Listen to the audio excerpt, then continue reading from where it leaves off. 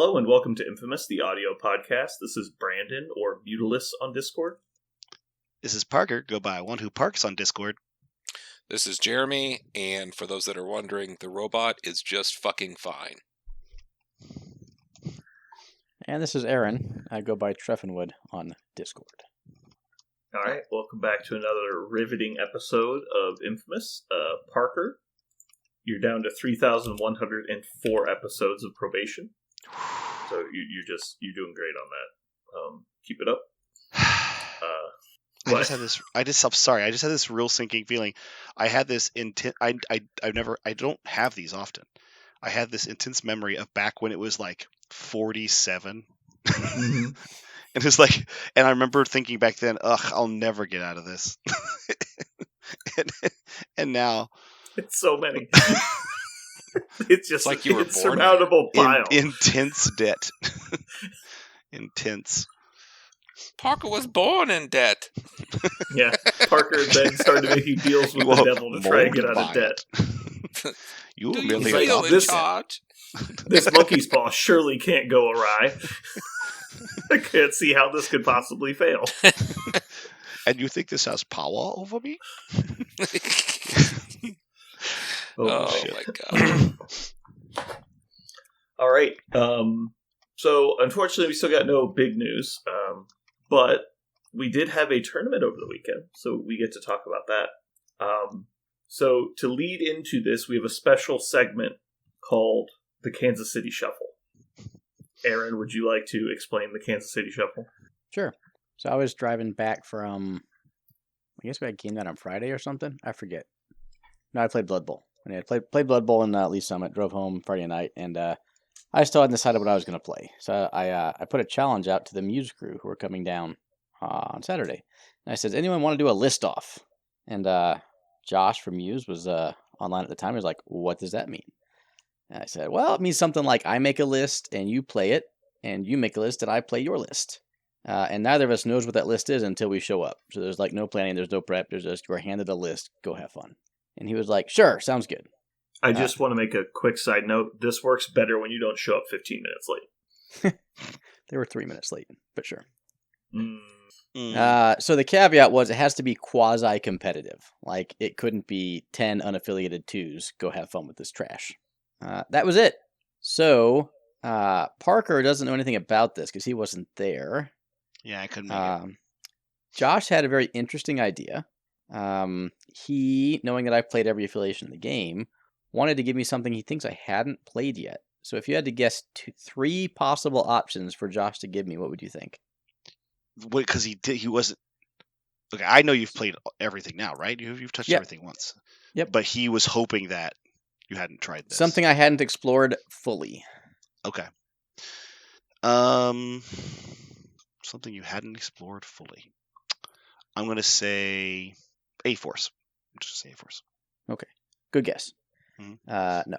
Instead, he pulls out his tray, and I see there's a Spider Woman, there's a Black Cat, there's an ASM. And I'm like, I literally just took webs to NashCon. I realized that was like in August, but like I played some webs.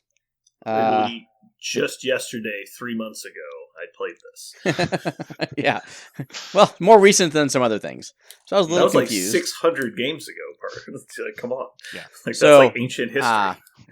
Yeah, you played a lot of webs recently, Brandon. If you had to say what is your core to a webs list, what would you say? Like your core X. Peter 1, Gwen, Black Cat, probably Miles. Okay. I think people would disagree with Peter 1. I understand that's your call. But I would say Black Cat, Gwen, and Miles are kind of your core to a webs list. They don't live in the Spider-Verse like I do. Parker, guess how many of those models were missing from this webs list? None. You are wrong. Oh. Two models were missing from this Web Warrior list. Josh decided to give me to play. His intent was that I play nothing but ASM leadership. And to encourage that, he removed Miles from the list. And then thought Black Cat was also far too good for me to play. And so he removed her from the list too. Okay. I also didn't get Agent Venom. He's dead weight anyway. You'll never play. Clearly, yes. So I ended up getting a list that included ASM, Spider-Woman, Moon Knight, and Gwen. There were 4... Oh, sorry, and Venom. So there were 5 webs in this list. Then he wanted to double down on ASM's leadership with the slow. So he gave me everyone that can slow people. Baron Helmet Zemo, Daredevil, Cassandra Nova, Pyro, and Toad. I realize Daredevil and Toad don't slow. So Daredevil, I guess, is the 6th web. But Nova and Zemo are there, along with Pyro, specifically to put slow on people, and then I can use ASM's leadership to do weird things to them. And you realized accidentally after the fact that he had given you a second leader that you could crutch on. I could have played Defender's forbid Daredevil. You from doing that. Well, he did, and I forbid myself. I went with his intent. Okay, Parker, what's your reaction if you're given that list of characters? It's almost too strong. Yeah, I'm very excited. I guess the only thing I have is, okay, my initial thought is it's going to work as long as I get my all webbed up turned pretty hard. Did he put all webbed up at the list? Did he? All webbed up is there, yes. Okay. So I mean, I'm going to be able to fight really hard on one turn, and I'm going to vault extracts really well. So as long as my all webbed up turn hits hard, I should be really strong most rounds. It sounds good. Okay. You're fucking insane, but that's okay. Why? Why am I insane? So it's not a bad list, but anytime you focus on one thing, like I'm just going to take people who can give slow so ASM can then capitalize on it. I think you lose sight of how an effective list works together. Like you just all double down on one thing and they're like, okay, now I have to play in this scenario or against a big team or a wide team. You're like, I can't. All I can do is apply slow. And like, does that win you the game? No. So how many times did I play a 5-threat Cassandra Nova when I'm already playing a 5-threat ASM as my leader? A lot. Yeah, a lot being 0. Like, there was no possible situation that was ever making sense. So, I get why you put her on the list, but that's just like a wasted space. My 3s that I had available were Pyro, Moon Knight, and Ghost Spider. Like, ugh. That's just my take on it. Anyway, so list building, squad building was a little interesting. Talked to Quentin, one of our locals, does really well with webs. And like his take on ASM is the leadership's great if you can get the power for it and rotate well on Ds. What's your take on Quentin's assessment of ASM's leadership, Parker? He has absolutely dismantled me with it before, and I've watched his leadership just tear out. He basically uses his leadership kind of like all webbed up or with all webbed up. Just on one turn, he makes sure that none of my models are where they need to be, and he uses that turn to catapult himself to victory. Basically, it kind of ASM's leadership, the way he plays it, is it doubles down on that single turn advantage strategy that Webbs has. And yeah, it absolutely works against. It worked against me hard. I wasn't prepared for it, and there wasn't a lot I could do about it anyway. It would just happen to me. Okay. So everything's kind of fine right now. I won't go through all the tactics cards he gave me. They're fine. The secure and extract crises. So again, I want to be playing a wide list on a heavy rotational map to leverage the leadership. So he chooses to give me Deadly Meteors, Sword Base, and Infinity Formula for my secures. Yeah. It's not over. What the ever-loving fuck? I personally am a bit more of a fan of the extracts. Okay. And then the extracts he connoisseur pairs. of interesting weird shit. He's like, what if we gave Webbs hammers? Because they like hammers, right? Oh, God damn it. Then it really helps you press the advantage of going first. Yeah. Then he's like, what if we gave you another fair extract and threw out paranoia? So you could play at 16 with a 5-threat leader with damaging extracts on the center line. And then the coup de grace. Let's add the Montesi formula. What?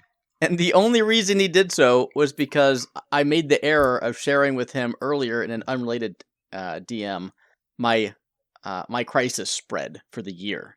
And he noted that Montesi was rather low. And well, he because it's a terrible thing to pick in general. He thought he should fix that. Oh my gosh. So the only defensible crisis of those 6 is Infinity. Yeah, I don't think webs are bad on Infinity, but a lot of people are really good on it. but I definitely would have preferred, let's say, Scoundrels, Riots, Cosmic Invasion. Yeah. So I get this garbage pile of an extract secure list to go with the team that has very little flexibility in its list building because it's got basically ASM and Gwen as a core 8, and who knows after that. Right. Anyway, so that's the core of this list that I was given. Also, ASM is very interesting, right? Like, I love the leadership, but A, it's situational. You don't want to run it every game. And B, you need some reps with it to kind of know what you're doing and when to use it and how to use it. I got given the list literally after the tournament had already started, and it was like, go to this list, go to this table, and play a game. So there's the setup for how I got thrust into the tournament. Now, don't worry, to be Pyro carried you through the first learning curve. No, I am curious. Did you ask for that? Like when you said this list challenge was part of the parameters, make sure this is as strong as a concept as you can make it, or was it give me your haberdashery and just like go kind of nuts? It was competitively viable. Okay. So yeah, So he definitely failed there. Yeah. Failed hard. I don't know this person. But it wasn't a top tier list. I didn't expect one. Like I didn't give him a top tier list. It wasn't like, CGR and everyone. But it was something that you wouldn't feel bad taking to a tournament. Let's put it that way. And I cannot wait to listen to Muse this week. and honestly, I'm not like my original summation of the core of the list. I still stand by. You can play ASM as your leader with some of those core Web Warrior models. And you're right. There was the other models were gimmicky and were just going to be. You're only going to play half the board all day long, right? You're basically playing with 6 models instead of 10. And I get that, but you could still win games if you had been able to play to the list's advantages with your scenarios, because it's specifically a scenario list. So the fact that you couldn't do that was pretty hamstringing. Well, that's okay. I like hamstrings. Yeah. Anyway, there's a setup. All right. So going over the tournament in general, myself, Jeremy, and Aaron all attended. Do you want to give a quick rundown of what happened and what experiences you had? Jeremy, I've talked for a while. Why don't you start? I'm still kind of in a limbo of what list to choose, so I just chose all the big guys and ran it. There really wasn't much on my end to talk about. Like, I just fumbled through a big guy list, and it all relied on dice. The only thing I will say is I had CGR in there, and I honestly didn't bring myself to play him even once, just because I don't. There's already people playing it. By people, I mean Kenny, and that's plenty for one tournament. He didn't bring him his tournament. Well, who knew that? I didn't know that. Sure. But I don't feel good using that model. I anything I call super broken, I just don't like to win with it. It just doesn't feel the same. So I just played big guys. I haven't played Hulk in a long time, so that was fun. I didn't do great in the tournament. I didn't use a leadership for the entire thing. Like I say, I just grabbed a handful of shit based on what the team tournament in St. Louis Warfare Weekend me and Brandon played. So I just threw a bunch of big shit at the wall and see what stuck. Like I say, Hulk was cool. Everything else was kind of as is. I had some weird turns. Like, that's the thing about 5-point plus models that are not CGR. Your dice don't have to be good. And I had some moments like that, which it's fine. It wasn't like I was practiced with any of that shit anyway, so it was just an experience. Alrighty. I'll go next. I played Defenders Midnight Suns mashup. It's basically the Midnight Suns portion is only intended to play Hulk of the Immortal variety. First 2 rounds, I played Immortal Hulk with Blade. I think I got 18 points on both. Sorry. I got 18 the first game, and I played, 19 points. I got Iron Fist, Hulk, Blade, and Doctor Strange. Theme of the day, I want to play Doctor Strange as many times as possible. I really like playing Strange 1, and I've really missed it. And I remembered why after my games today. I don't remember a lot about my first round. Trying to remember. Pretty sure I lost on points like super hard. Anyway, round 2, I played against Gar from Des Moines. We had a really weird game. We both played Midnight Suns we both played Immortal Hulk. He was playing Suns Defenders as well as I. We pulled 15 points on Gamma Legacy Virus. So we both went 3 wide with Hulk. I did Blade and Daredevil. He did Daredevil and Crimson Dynamo. So he had Defenders affiliation. He had Prio, but he decided to move up Dynamo first and get him in position for the disruption fields. And he basically conceded the extracts because he didn't want to get attacked. Because he wanted to start up on attrition, which with Prio, I think it makes sense.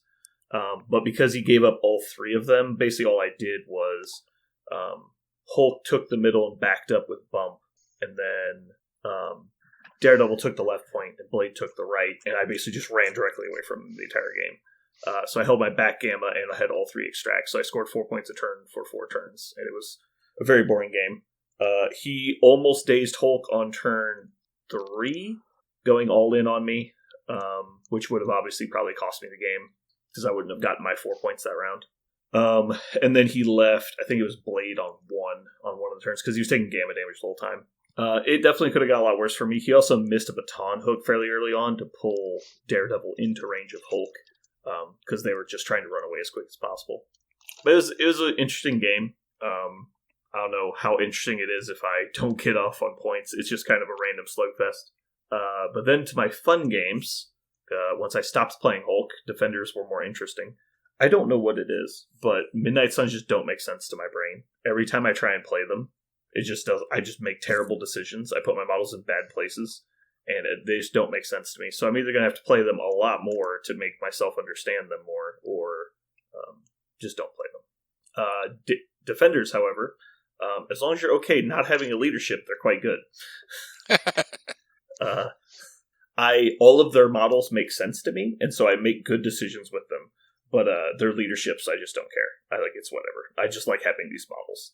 So the round 3, I played against John, a local. He played Storm X-Men with lots of Weapon X members. So he had X-23 and Logan.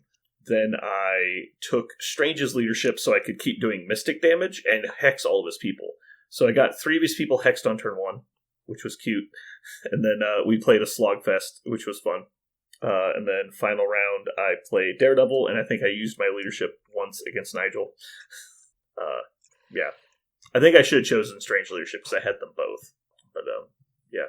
Anyway, I had fun with my list. I definitely need to learn more about it because I'm very rusty with those models. Okay, Aaron? over to me. My first round was against Jeremy. He ran a Hulkbuster, Hulk, Magneto on Montesi Intrusions. And I am immediately not liking life because I can't score this shit out quick enough. But I'm just going to hope to be able to pull him off points with the leadership and just survive. That's my game plan. So I go first with ASM, pick up the middle Montesi, and come back to my back Montesi point, if you will. And Jeremy's like, that's a nice plan, Aaron. What if I got a vote too? So he assembles turn 1 up the board, double moves Hulk, and throws a size 4 building at ASM who can't brace because he spent his 1 power. I block 0 with full rerolls, and I have my ASM sitting on 1 health with Hulk on my back, Montesi basically. And I'm like, well, that's okay. I've got more than 1 model. We can pull this out. And Jeremy's like, oh, okay. What if I double moved Hulkbuster to your back Montesi 2 and picked up the Montesi then? Now you can't score shit. What are you going to do? And I'm like, fuck. I was like, well, let's get some root out there. So he was so close to my deployment line that Pyro could beam 3, hit both of them, so I could incinerate, get some power, and root them. And Pyro did his best Rambo impression I've ever fucking seen. On 4 dice beams, he did consecutively 6 and then 5 damage, which gave me enough power to stoke the flames and put 2 6 dice beams into both Hulk and Hulkbuster. So where I saw a wall at one point, Pyro did some fucking little magic dust and a door opened. And I said, okay, what if I walk through this door and just fucking murder his team? So that's what we did. Like Daredevil walked up and used leadership because I'd slowed him with Firewall to port Hulkbuster closer to Spider-Woman. So from her deployment line, she double tapped Hulkbuster. I think I left them on 2 after round 1, and it just went downhill from there. So, sorry, Jeremy, but you asked for it. No, I don't think I did. I think Pyro. I don't think the that Pyro was a Pyro I've ever encountered before. But it happens. Yeah. Round 2 was into Josh.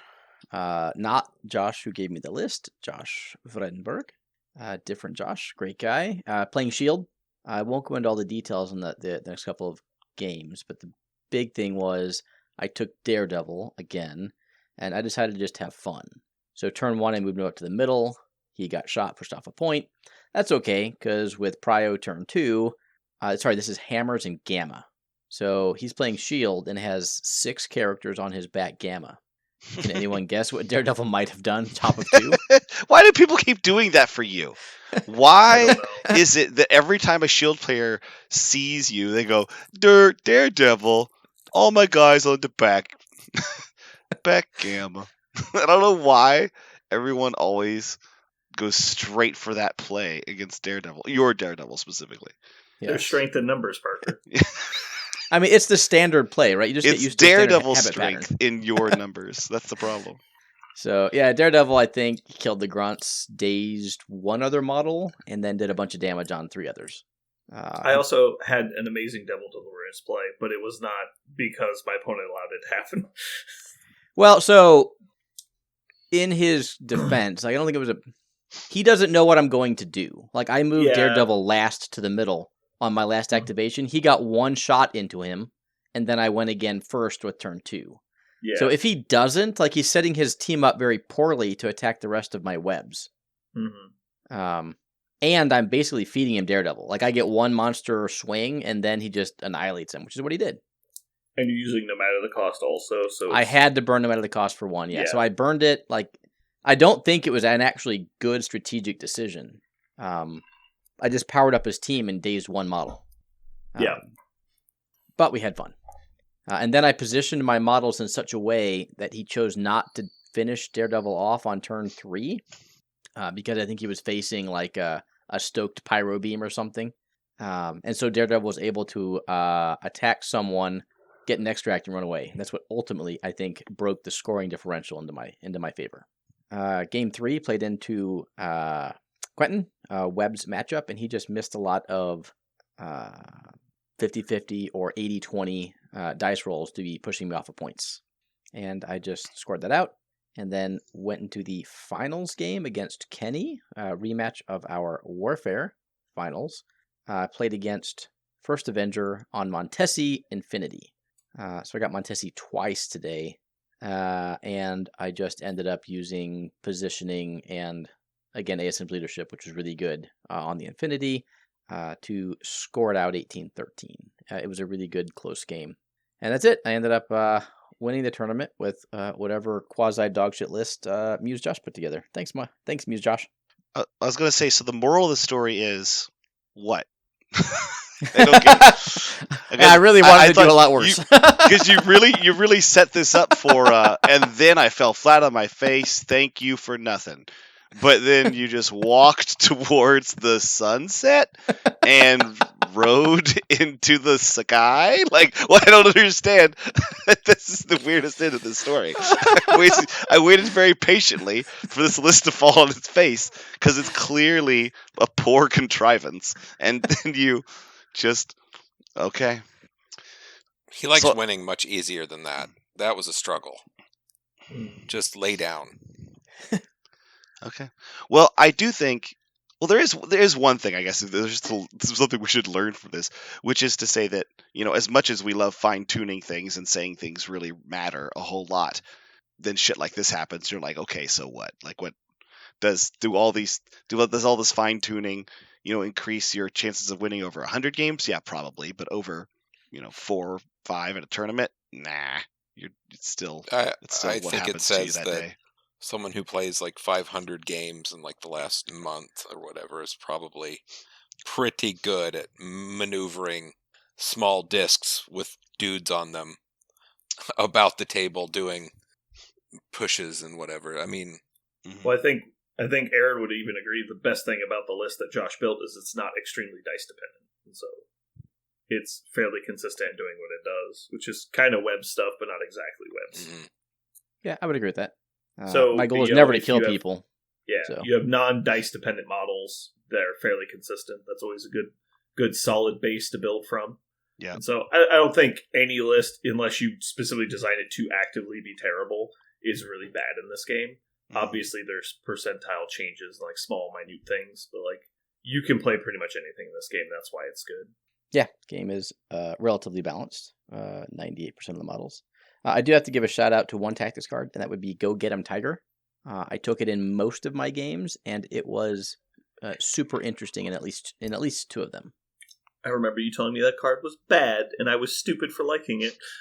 I don't recall that conversation at all. Tell do. me about it, Aaron. I want inquiring minds who are me want to know why or when did it give you an advantage? So ASM usually has an extract on them, and again, the play pattern with ASM pre-errata was usually just you didn't have powers, you just grabbed something and sat safely somewhere. Right. Now you can be a lot more aggressive, being able to web swing, hit someone, momentum into them, and potentially have probably 2 extra spenders per game just based off of your power gain. Mm-hmm. So it lets him be a more proactive bruiser, if you will. And so that card lets him heal 3 and potentially move if he's holding something and or on a secure. So when I'm picking stuff up and then people are putting incremental damage into ASM, and then I'm able to heal 3 of it off, including in the game against Quentin, he had slowed me on his all webbed up turn. And I was just like, how about if we nope that? So I did not have Aunt May's wheat cakes in the list, so I was unable to counter the webs. But Go Get 'em Tiger lets you heal 3 and remove a condition if you daze a model. So I played all webbed up and then dazed a model and was able to heal the damage he put on me and remove the slow, so he was going to be unable to continue his all webbed up turn into ASM. So So you were able to heal 3, remove the condition, and then advance, right? I don't remember if I was on an extract Secure. or not. Or yeah, secure. I might have been. The advance wasn't relevant. The healing 3 and removing slow was hugely relevant in that particular matchup. I bet. It just lets you play even riskier with ASM. By riskier, I mean like not afraid to get in it because you're tanky already, and if you have the ability to just heal him 3 on any of your activations, granted you have to actually daze a model to do so, but having that capability, I think lets you play him a little more aggressively and a little more in a fun manner. That was similar to what I was liking with my defenders list, is having Strange and Daredevil in the same list, adding the potential to add 2 defense dice to a guy who counts blanks, and then also on top of that, healing Daredevil once he starts taking damage over time. It gives you a really solid like pair of anchor models that will help each other out, and then both of them have positioning issues, and so like you can push people with Strange or with Daredevil now. It was really nice. Mm-hmm. Cool. I will say the best part of the whole experience was probably the night before and morning of. So I knew I was going to turn around Saturday, and then I had no idea what I was playing. And it was just like a giddy kid at Christmas. Like there's a present. I just want to like rattle it a little bit. I want to see, is it attrition? Is it wet, wide? Is it like, what am I playing? So that was really fun. Like 14 hours of just not knowing, but being excited for whatever it was going to be. Felt just like a Christmas present. So I would highly recommend anyone out there doing something similar. We've talked to every time I've been involved in a list swap type situation. It's always been super fun. So I do recommend other people try it. It adds a whole new like fun, exciting level to the normal gameplay. Like you were saying, it gets you excited because when you build something, there's all these expectations put on stuff, and when you aren't building it, instead it's like mystery and intrigue, and so it's really fun. I'm not gonna lie, I've never oftentimes when I've thought about list swapping, I go straight to the to the loss of agency, and I really Yep. don't like losing agency. And because list building is one of my favorite things in this game, it is my favorite part of the game. So I would immediately struggle with that. However, the opposite is true. Like the idea that I get to kind of make something that I wouldn't play, but I would let somebody play, like purposely not hamstringing someone, but creating something that I wouldn't play, but somebody else might enjoy, and like trying to make that enjoyable for someone. That would be a fun challenge, something I haven't done. Because I usually stick away from some lists because I look at it and go, yeah, but this is not really what I enjoy. But making something on purpose for somebody else to see if they would enjoy it, that would be a fun list building exercise. That's fun. So little spoiler. I ended up giving Josh a dual affiliated criminal syndicate Spider-Foes list, primarily to play Doc Ock 2, with a kingpin kicker in case he played someone that didn't want to fight, which is I think Doc Ock 2's weakness. I won't go into it any more than that, but recommendation: listen to Muse on Minis if you want to see his take on how bad of a list I gave him. Oh, he had some words. Primarily was, how am I even supposed to get affiliated with Spider-Foes? And then we pointed out that 4 of the models he thought were not Spider-Foes actually were, so his list was quite easily affiliated. He's like, oh, I have 6 affiliated. Oh, well. I thought I had 2. You're like, oh, God. Maybe they should have come with like tags. Yeah, you should have label makered everybody. I mean, it probably would have helped if the notes you gave him about the list weren't like in this weird cryptext type of thing that you did with your printer, because this printer pulled off a bunch of sheets of paper apparently all at once, and so it printed on the seam of all of the sheets of paper, and so you had to like line them up to read it. And he's like, what is happening? Not only did I give him a list, but I gave him a dissertation on how to play the list. So... But a fun anecdote I had during the tournament in my game against John, which was super fun. I was in a situation where Daredevil needed to kill Psylocke, who had just moved away from Daredevil. And so I was like, okay, well, Storm is standing next to me, and I need to kill Psylocke. And I had no matter the cost left, and he was injured. So I threw the baton hook at her to pull her into Devil's Deliverance range, and missed the trigger. So I was like, damn it. And so I pay the 2, do the free attack one to pull her in, hit the trigger on that one, don't take any damage. And then I play, no matter the cost, leaving myself on one power left, so I take 2 damage, and I do the Devil's Deliverance. And I go to attack Psylocke, and I say, this is Mystic. And he was like, but I'm 4 dice against Mystic. Yeah, but you're not a martial artist. That's all I care about. And so I was like, 8 dice, kaboom, into her. One-shotted her, and then I think Daze Storm on the attack as well. Oh no, I didn't Daze Storm, but I pushed her away, so she had to double move back to relevancy. It was pretty funny. So that was Daredevil's cool activation for me. Jeremy, did you have any fun single moments at the tournament? I think the only good one was against Gar. Unfortunately, he was rolling terrible, and I was rolling like everything I've ever wanted out of my dice. Yeah, Magical Christmas Land. I exploded him. But my favorite thing was when Hulkbuster got a hold of, I'm trying to think of the best way to put this, some sort of muse and their views towards hammers and how awesome they are. Well, Hulkbuster had 3. I don't know if you know about true devastation until you are Hulkbuster. Like 11 dice meteor punches, yeah. Jesus Christ. Things just left. But yeah, that was pretty cool, having Hulkbuster kind of do Hulkbuster things and not getting one-shotted by fucking Pyro. Yeah, so that was cool. Nice. Yeah, Hulkbuster's one of those models that you do not want with hammers, because he will always have them, and you will never get them, and you will lose because he has them. He's also, much like Ghost Rider, he's really good at like moving away after he attacks, because he got hit and run. And so he'll just run and kite you all day with 9 dice builders that push you. And it's just like, I can't ever catch this guy, so how am I supposed to kill him? Right. And then if you do catch him, you're like, okay, cool, I'll put an attack on him. He's like, sure. Yeah, I take like, 1. You're like, cool. Right. Yeah. You did 4 damage with a great attack. Do you have 5 more of those while I'm killing you? No. Yeah. Cool.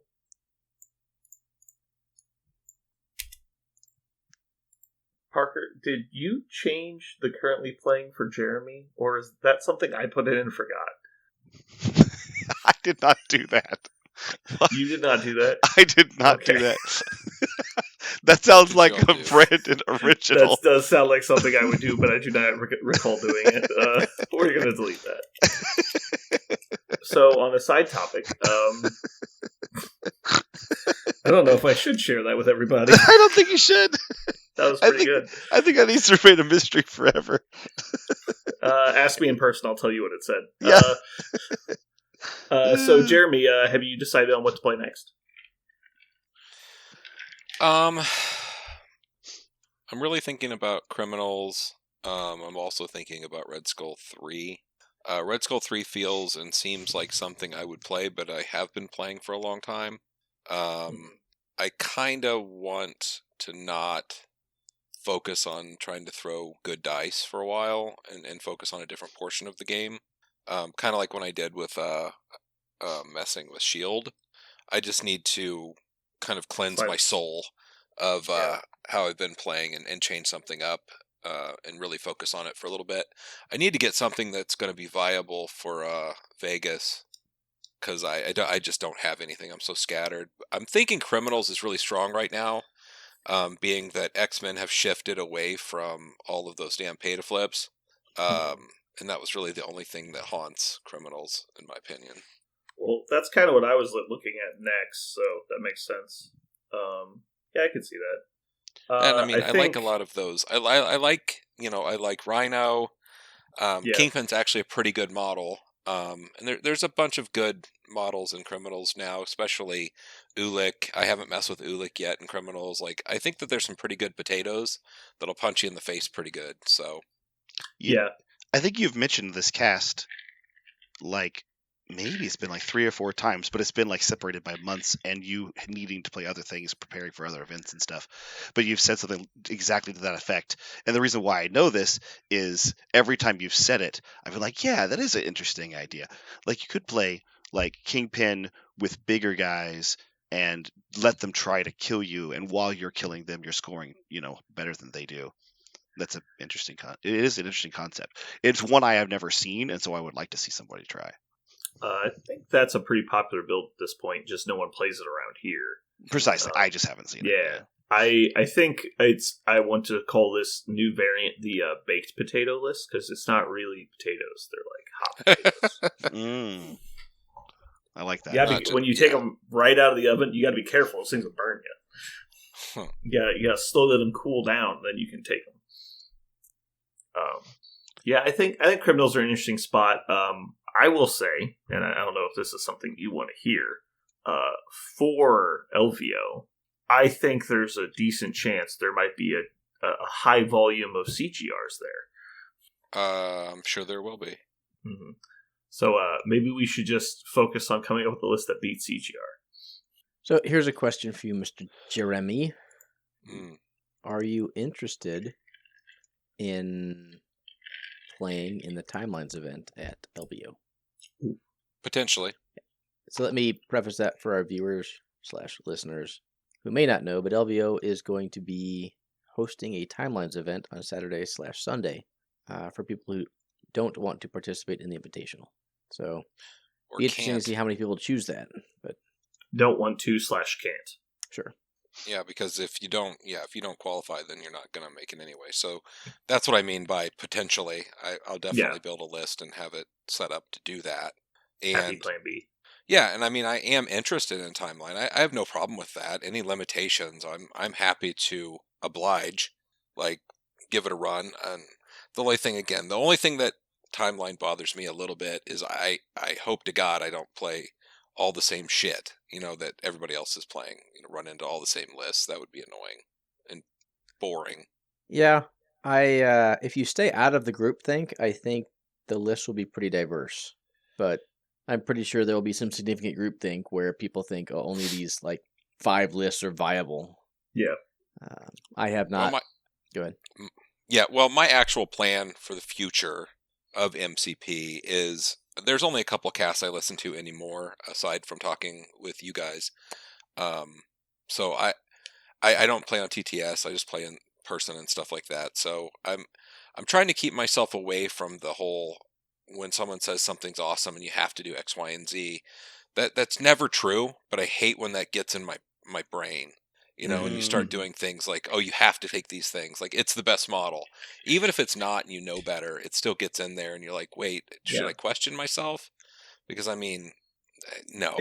The game reminds me of like the Dr. Voodoo thing where it's like, we all think he's really strong, so we all actively avoid him kind of stuff. Yeah. It's like, I'd rather just ignore that whole section of the meta if that's the way it's going to work.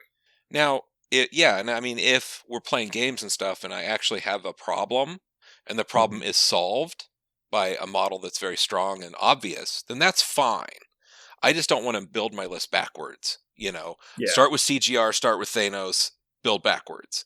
I would much rather do it a different way and be like, look, there's a hole in your list. How can we fill that? And if it is CGR, then so be it. But a criminal CGR doesn't seem like that would be very useful. I don't know. Agreed. One of the least useful. I would concur with that. Yeah. But we'll get there. I mean, I've still got plenty of time to figure stuff out. I mean, it'll be fine. But timeline, yeah. So they are actually hosting a timeline there? Yes. Yeah. Okay. I believe it's unofficial, but they're basically going to use the rules. Because I think the plan is also they're going to do it all on one day, and then they're going to do top cuts the next day. So it won't be 3 days, it'll just be 2 days. Yeah. They just basically wanted to give people the opportunity, if they liked that format of, if you don't want to play CGR, like, he's not legal there, so hop into timelines and give that a whirl. I've just loosely skimmed the timeline stuff, but I think the official timeline season doesn't start till Adepticon anyway. You might be correct. So why don't we give some thoughts on timelines? Or if you guys haven't seen the documents, I guess that might be too early.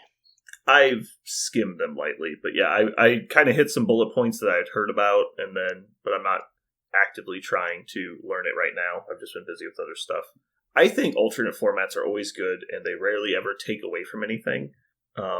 I wasn't super excited to see that the timeline was going to be at Adepticon, but that's just because it sounded like they were trying to make it the premier thing, and I don't like weird new formats being the primary thing, and especially when it's like, okay, well, I'm going to travel to Adepticon, which is a 4-day con, and it's going to be basically my entire experience of this one game is going to be one singular event.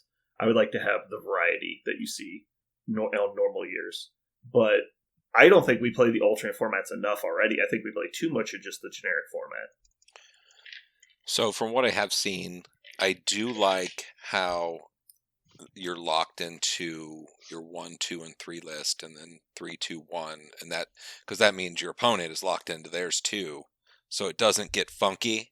Like, you don't get to suddenly select, oh, I'm taking the Avengers roster today, or that for number 2 because that's the best fit.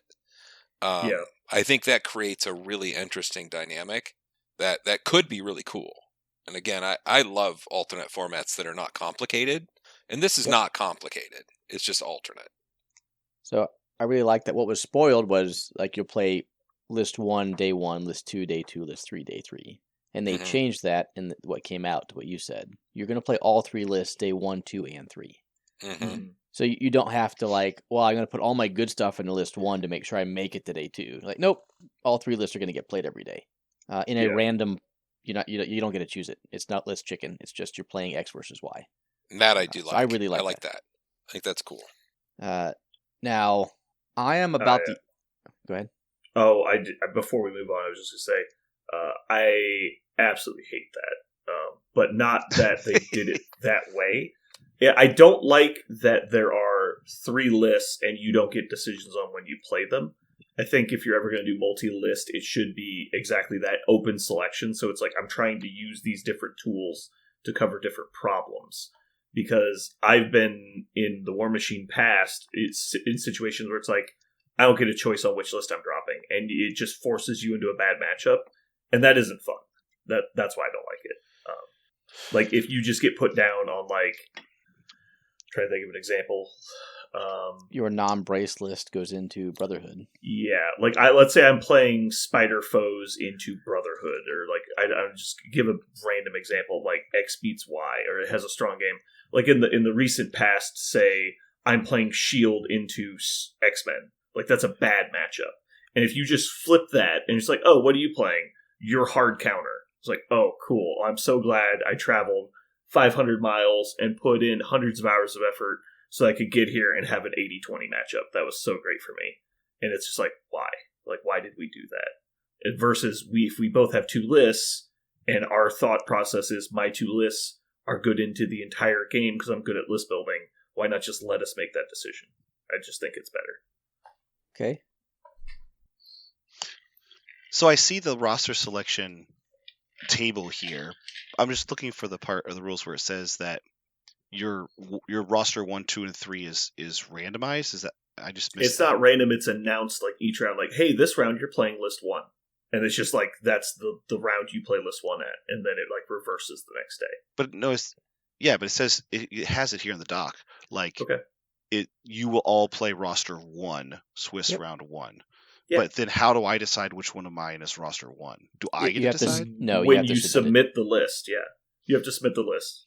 Oh, I see. So I know I'll be playing 1, 2, then 3, 1, 2, 3. But so it's not that my list is randomized; it's that I can't choose to change. Got it. Okay. It will be that you randomly decided for an arbitrary reason to make X-Men your list 2, and your opponent randomly decided to make S.H.I.E.L.D. their list 2, and then you played each other, which is all completely random, which just means you're like basically playing a fucking slot machine, and like you still get to play the game. How is that different than just a singles tourney when you bring? Yeah, that's also that's a similar difference, right? So then why the multi-list format? Good, because what you're doing is because let's say I'm going to take a generalist all-comers list. Well, you just told me I have to do that 3 times. Well, we all know that you don't have the tools in a limited format, especially to do 3 all-comer lists. So what they're doing is they're forcing you into different archetypes, and then they're going to randomly make you play against different archetypes. And so it's going to be like, oh, look, I'm playing, random stand around list versus a like Web Warriors list, like a bad matchup. So like, my counter to that is I think all lists are going to be relatively all comers. So the best thing, again, opinion only, have not delved into the rosters that are available, but they took everything that was degenerate in the game, 95% of what was degenerate in the game, and just removed it. So what do you have to specifically tech for? There's not a lot. Like, there's no Kingpin, there's no Mal, there's no Red Skull 2, there's no CGR, there's no Thanos. Like, every single thing except for Black Cat is just gone.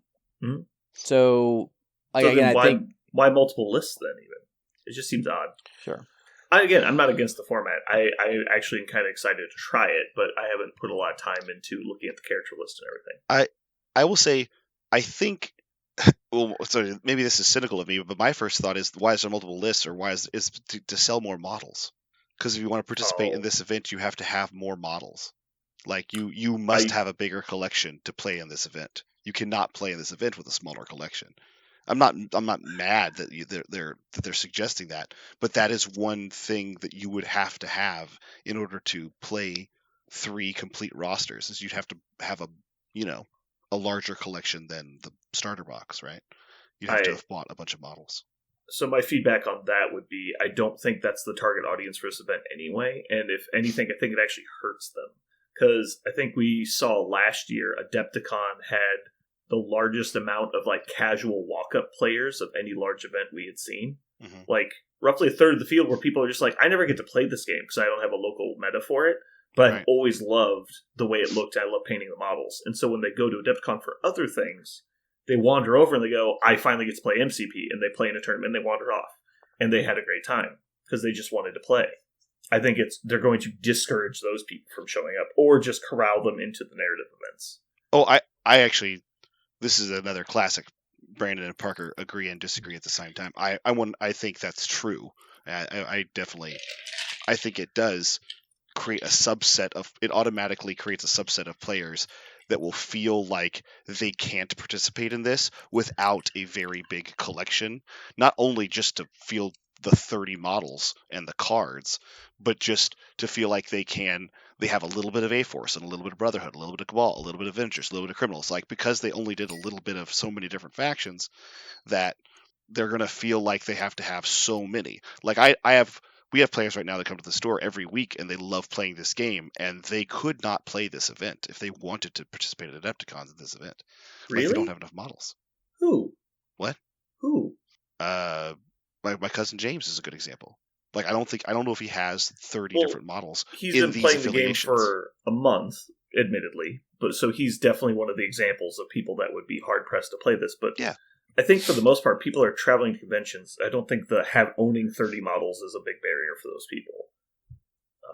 I just don't see that many players that have played the game for more than like 2 months that don't have a fair breadth of the game as far as model ownership. But I guess I could be wrong.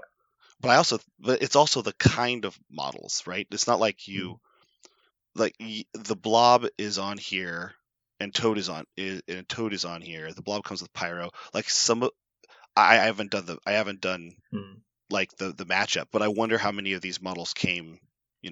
There's only one of them in the box, or is there, both of them from the box, or both on the list? Did they make that a little bit easier for people to collect the models and then come to this event? I don't know. I didn't do the math, but the point I guess I'm making is you could feel as if this wasn't for you right out the gate because you don't have a wide collection of different affiliations in the game. Not just 30 models, just a variety of different affiliations. And you could go, well, I can't do this. And to your point, by making this like the keystone event, like the big show, it just kind of makes people feel as if they can't participate in the big show. It's just not something they'll get to do until they have a very wide variety of models. I think it's an interesting choice. I don't know if it's good or bad for the game. It's interesting. I think that they even said when they were unveiling this and all the discussions, this isn't for everybody. This is for like next level, like you have everything, you think you're good at the game, bring this, like do this thing. This is the big, like, they're not saying it's for a person that just started the game. Sorry, you're not in. It's for the people that have all the shit, have a good amount of it, and think that they're pretty good at it. Like, that's what I understand this format to be. Yeah, it's targeted, it's advertised as a competitive style event. Mm-hmm. I suppose I see your point. Yeah. I don't know that the price tag of buying 30 models is really going to keep people out. It is rather specific, so it's not just that you own 30, it's that you own, like you were saying, the ones on the list. And so I understand that. I think the bigger barrier of people that are in like the category you're talking about is they're going to take one look at this event and see that's got like a 5-page rules document, and they're going to quit right there. It's like, I'm not going to try and learn a whole new game basically on top of the game I barely know. I think that's going to be the bigger barrier. Okay. I suppose I just like I like the idea that if I'm a person who's a community leader of any kind and I want more people to play my game, I understand that I have to cater to people who are just now coming into the game and at entry level, and I want to make sure there's a really wide door for them. And I also want to cater to, like what you said, the person who has already mastered the game and wants a game plus, right? Which is kind of what I think we're all kind of coalescing together to say that this is the timeline events are kind of a game plus. Mm-hmm. Then I get that, but I guess I don't. What is their version of the entry level event in Adepticon? Is it just like the scrambles? Is that what they're hoping for? It is the organized play kits that we get in, like the ultimate encounters and the separation anxiety stuff like that. The vibranium heist. They run that stuff like scrambles all weekend. Like, and they also do, like, I think they did caster swap, like what if tournaments where you draft a caster into a different faction. Mm-hmm. They've also done like just total model draft as well. Okay. I was just curious. We say it all the time. I love tournaments, right? Like, I feel like anybody who says, "Oh, I'll never be able to do a tournament in a competitive game because I don't want to be a competitive person." I always say, if you love the game, you'll love the tournament because the tournament has such a great community building experience, learning experience, and to just bar anybody from that for any reason, or to set anything up high that make people feel like they can't reach. It makes me kind of sad. I wish the bar was lower, I suppose, but maybe I'm the dissenting opinion, and everybody else would love there to be a game plus for people who've mastered it and there can't be a game plus that also allows beginners. Maybe that's not something you can do, but I haven't tried. So I am about as far from an AMG shill as you can get.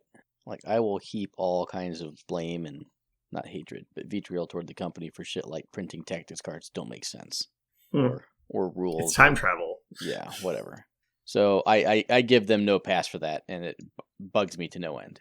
However, I am going to stand up for AMG because the level of hate and vitriol that they've gotten online, realize that, the online trolling community is there, for this format is relatively astounding from me. From all kinds of players, from your random Facebook posts to your rather experienced players on various Discords. Like, again, I can't describe it. Like, the level of animosity is, the game is dead. Like, why the hell would you do this? Like, is this just standard for MTG? And people don't understand what it is. Like, they read the highlight without bothering to look behind the, under the cover to see what the actual game mode is. And they think they're playing this at their LGS tomorrow night. And it has just been fucking crazy. I have an anecdote that I think fits this perfectly, and it also throws somebody under the bus, which I also like to do. So perfect example would be Kenny.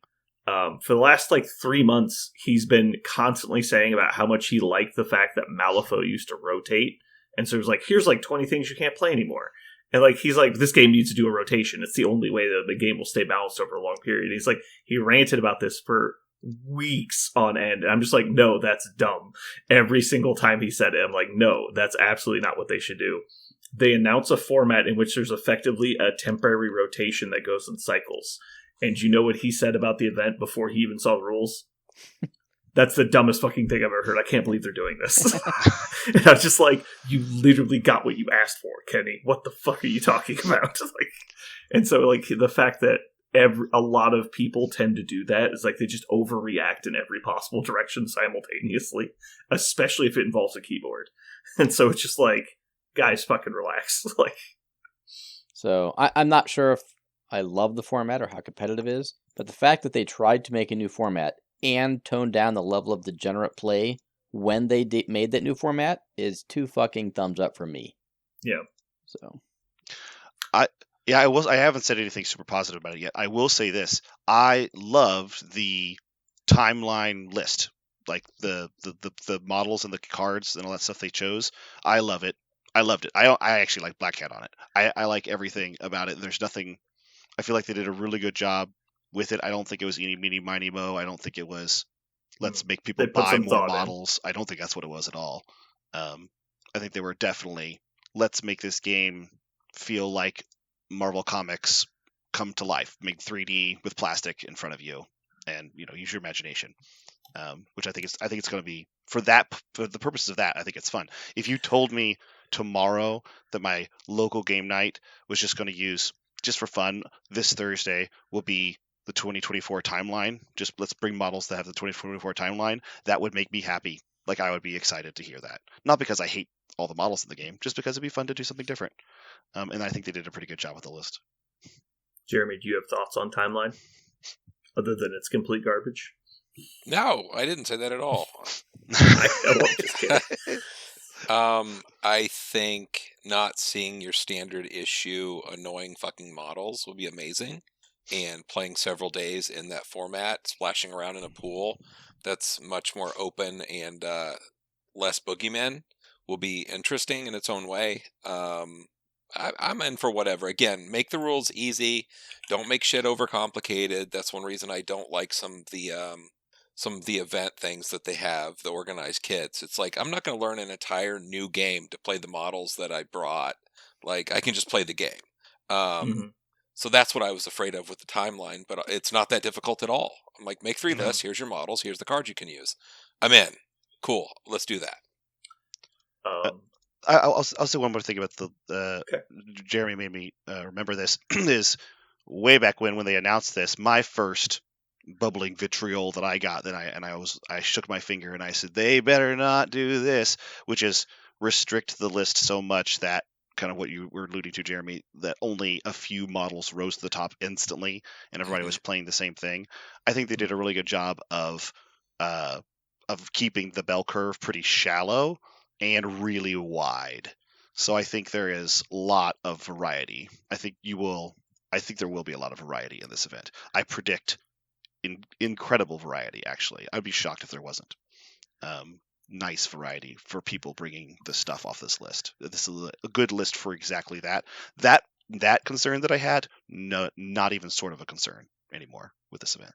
And I think people that have actually a wide variety of experience with all the models, I think this is one of those events that Aaron's going to shine in, because you don't have the crutch of the models. Like, you just have the models, and of all of us, Aaron's played the most with the most models, and that experience will be very valuable in this kind of thing for sure. There isn't the crutch model that just takes care of all the problems. You kind of got to use all your models for all the stuff. You have to use every pip of the die, like that kind of deal. I have a small counterpoint. Aaron's actually spent the most time playing the models that are banned, so that is true. That is he's actually wasted more reps than anybody else. If you think about it, he's played 6,000 games this month with models that are not legal. So shit, what a waste. Well, so have Josh build the list. You'll be fine. Sure. Yeah, that's true. Just be sure to include Montesi, and everything will work out. Fucking A. If you're listening and have Montesi, you should rip that shit up. I have a quick question for anybody. Anybody can weigh in. Did anybody notice how proportionally the X-Men seemed really long? Like their allowed models just seemed longer proportionally compared to some other affiliations. Not to say that like Winter Guard got all their models, right? So I'm not saying, but it just seemed like Uncanny X-Men has a really big pool, and they got their really big pool. Is it because they were already fairly inside the bell curve and that there's no problems, or is it just like maybe some love? They just want to show on X-Men some love. I was just curious if anybody had an idea, or if it struck. I immediately went, interesting.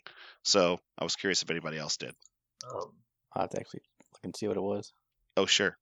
On a small segue, I think we could do a whole segment on just conspiracy theories about timeline events. Yeah. And I would actually like to do a little, like, just toes in of that, if you guys don't mind. Okay. So if you start imagining that everything they do has a purpose, you could start to imagine a lot of things off the timeline event. And now it's entirely possible that there's no ulterior motive at all. Right. Or that there's no, like, convenient lining up of different things. But it's entirely possible that, like, they're playtesting a limited section of the meta to make sure that those models are as in line as they think they are. And that maybe theoretically, this is one of the crazy ones, this could be a playtest for a Mark II. And so it's like, hey, we think we finally have dialed in the design to where these are the models that we need to be making. And these are the models we should not be making. And so then, go through and clean up the stuff that's outside the curve and then continue on with that in mind. It could be a lot of different stuff, but it could also be like, this is, just a test for like a permanent meta adjustment where they're going to not necessarily make timeline specifically a thing, but maybe move into an extended format that is just things that are similar to what's on the list. Mm-hmm. But yeah, there's a lot of crazy theories you could get out of this. And I doubt that many of them could be true, but it's just fun to think about. 5 points and under models only. That's what most of this is. That's what I'm saying. They copied. I could see them doing a limbo format. I could see you that. You motherfucker. You knew that. Yeah, I don't know why you want to face first into that rake. It was right there. That was a layup. I knew it was coming. We're good. Yeah.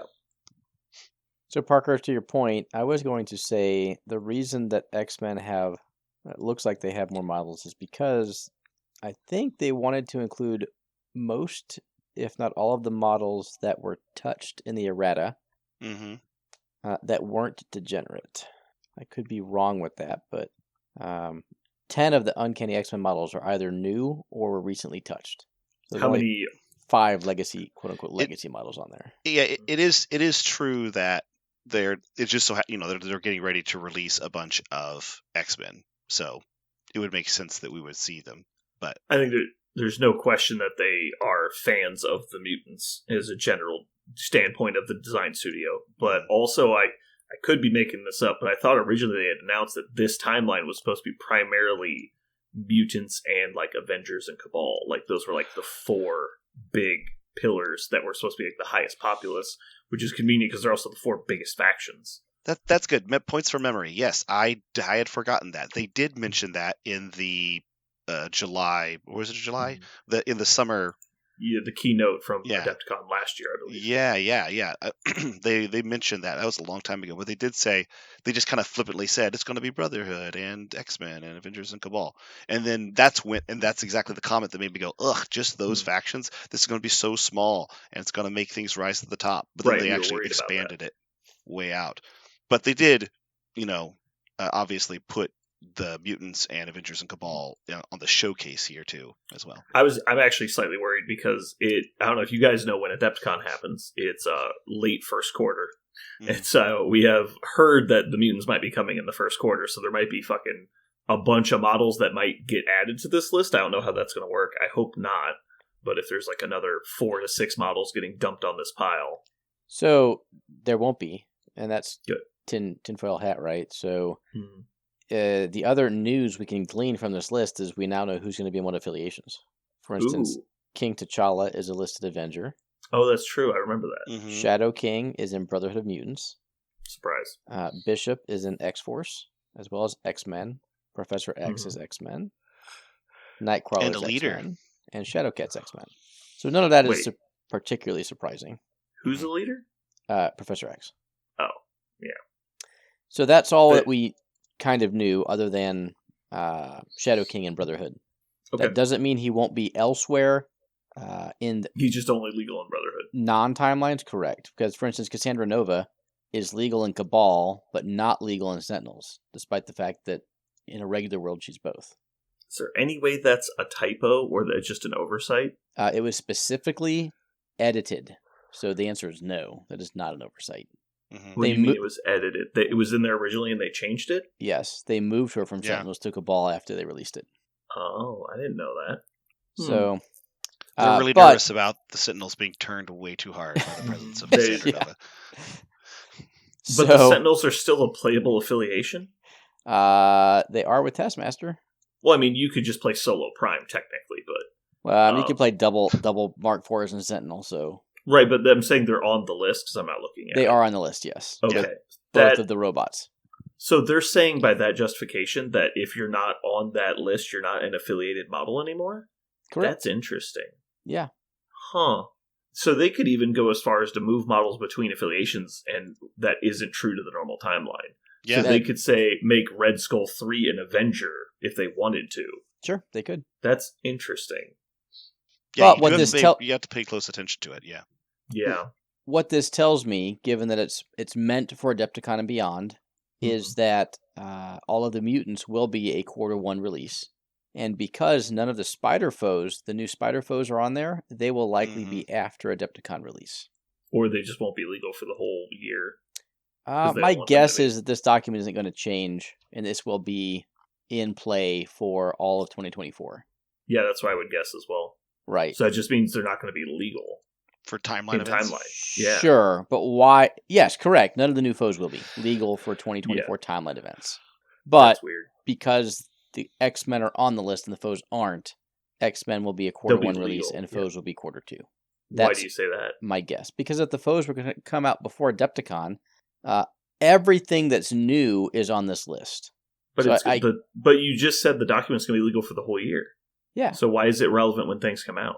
Because they don't want models to be legal on a list that aren't available to the public. So they don't want to have the new Spider Foes on a list that you actually can't play at Adepticon because they haven't been released yet.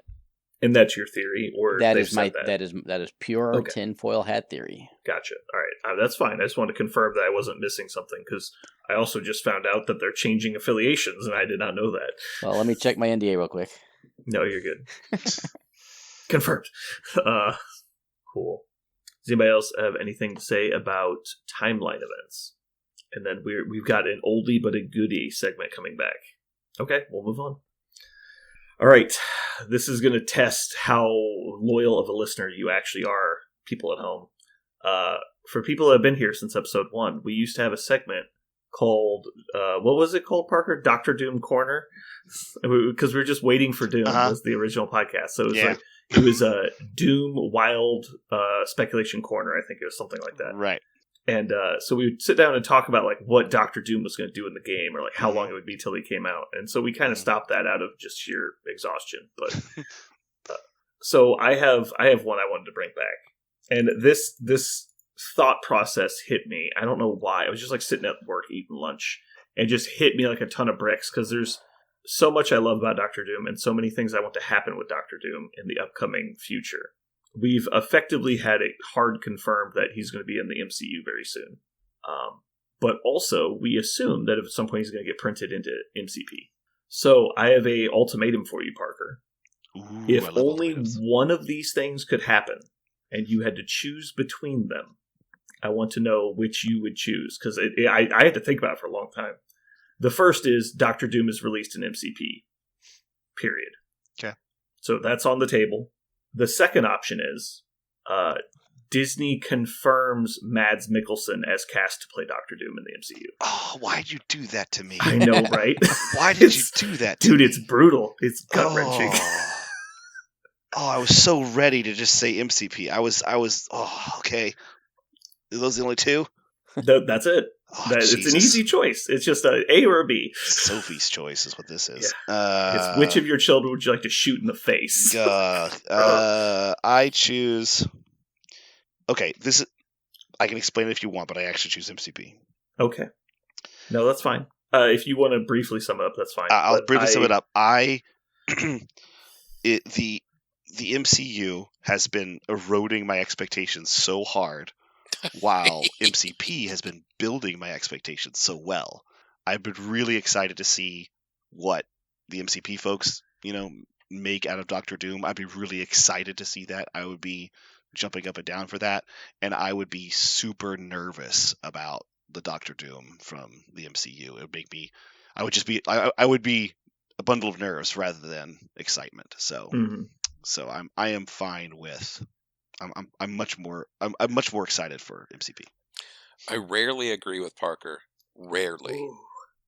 Ooh. And to that point, you said everything exactly as I would have said. I feel that there we go. I'm so worried about them fucking up characters in the MCU at this point that I'm like, just shut it down. Just shut it down. Like, no more. Let's just quit. So, see, I took that the opposite direction. I was like, but if we could secure Mads, I would know that, like, the MCU is in good hands for at least this phase. And so, also at the same time... Bad writing can happen, man. At the same time... Well, I don't... You'd have to try hard. Also, I'm kind of a fan of how apparently Feige is just being Hatchet Man now. And he's just like, you know what? You guys are fucking up. Like, he shows up to a set. He's like, what are you guys doing? It's like, oh, well, all of our actors quit because we suck at writing. It's like, you're all fired. Get out. Like, it's just like starting over. And so, like, that's happened like twice now because Blade and Daredevil, they just cleaned house. So, like, everyone's fired. We're starting from scratch. Literally start from zero. Go. And so I was just like, man, I really want, like, them to just get Mads, and I feel like everything will be fine. But yeah, I think I would finally end up settling on MCP as well, because if I had Doom and MCP, I wouldn't have to go see movies. You would have all everything. The movies happen at my house. Yeah. You'd be making movies. I mean, we do battle reports. Parker, you did so well in that segment. I just removed 4 of your probationary episodes. Oh, thank you. You get rewarded sometimes. Yay! They're just rolling off. Yeah, it's just melting away. Yeah. It's like the guy walks up. I would like to add, like, you know, that when you do your taxes at the end of the year, you can donate money to taxes. Basically, you increase your deductions, or not deductions, withholdings, and just optionally and just like give them money. It's like that. The guy's like, you know what? The debt's pretty high. $10.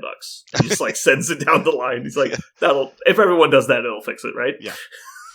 I like that. The tens of thousands you were already taking from me, it's not a big deal. The $10 though, that will fix it. Like sand for the hourglass.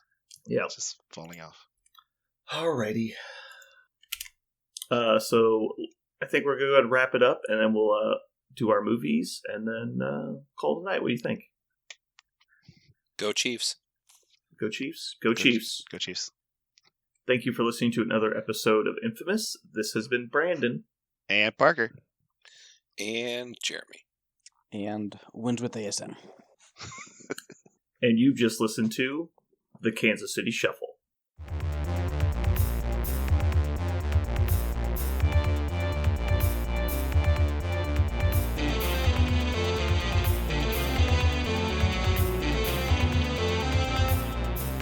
So what are we going to call this thing?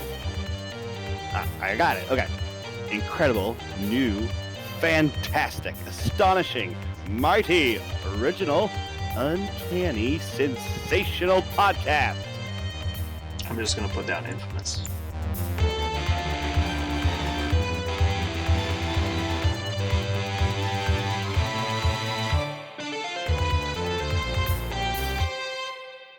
And we did it. Boom, boom, boom, boom. 3 minutes late. Disagree. I mean, we're not starting normally 50 minutes early or late, so it'll be fine. I do think I should have probably, maybe, possibly explained the category last week more, and it would have prevented a lot of yelling. On the internet, you mean? Yeah, so I probably should have explained that we had a double topic, and so it was going to be crime movies last week, cop movies this week. Oh. And so we basically excluded any movies that were crime-oriented that were from the point of view of the police. Mm-hmm. And so, yeah. Whatever causes the internet to rage is I know. worth it. At this point, we're just going for engagement. So, Yeah, the 600 comments is probably a good thing. I want you to know that my brother finally got in on this. He has never listened to the cast before, but he found out about the generic rage that erupts every time we make one of these lists, and he was really excited to get in on it. And so now he's listening to. He doesn't know anything about MCP at all, but he is listening to. He's listening to explicitly the post ramble stuff. Finding this, he's also a huge cinephile, and so. He's really excited. So every time you give your picks, he's just like, Parker, no. No, actually, it's exactly the opposite. Because he knows he likes your movie picks? No, he just knows why I'm picking those movies because a lot of them are nostalgic, like for our youth and stuff. Gotcha. So he knows. He actually was when I told him my list. He was like, "Oh, that makes perfect sense." Now he's like, "I could not have chosen that for you. If you would have asked me to choose for you, I could have done it. But you saying it, yes, that makes perfect sense." Yeah. So he's never mad at me for my choices, but he has different choices. He's excited. Okay. I'm definitely mad at you about some of your choices, but that's personal, not business. Exactly. That's your prerogative. Scary Movie was a big failure. Yeah. I didn't tell him about the scary movies. I don't know. Fucking came in second with that shit. All he did was get a bunch of people banned.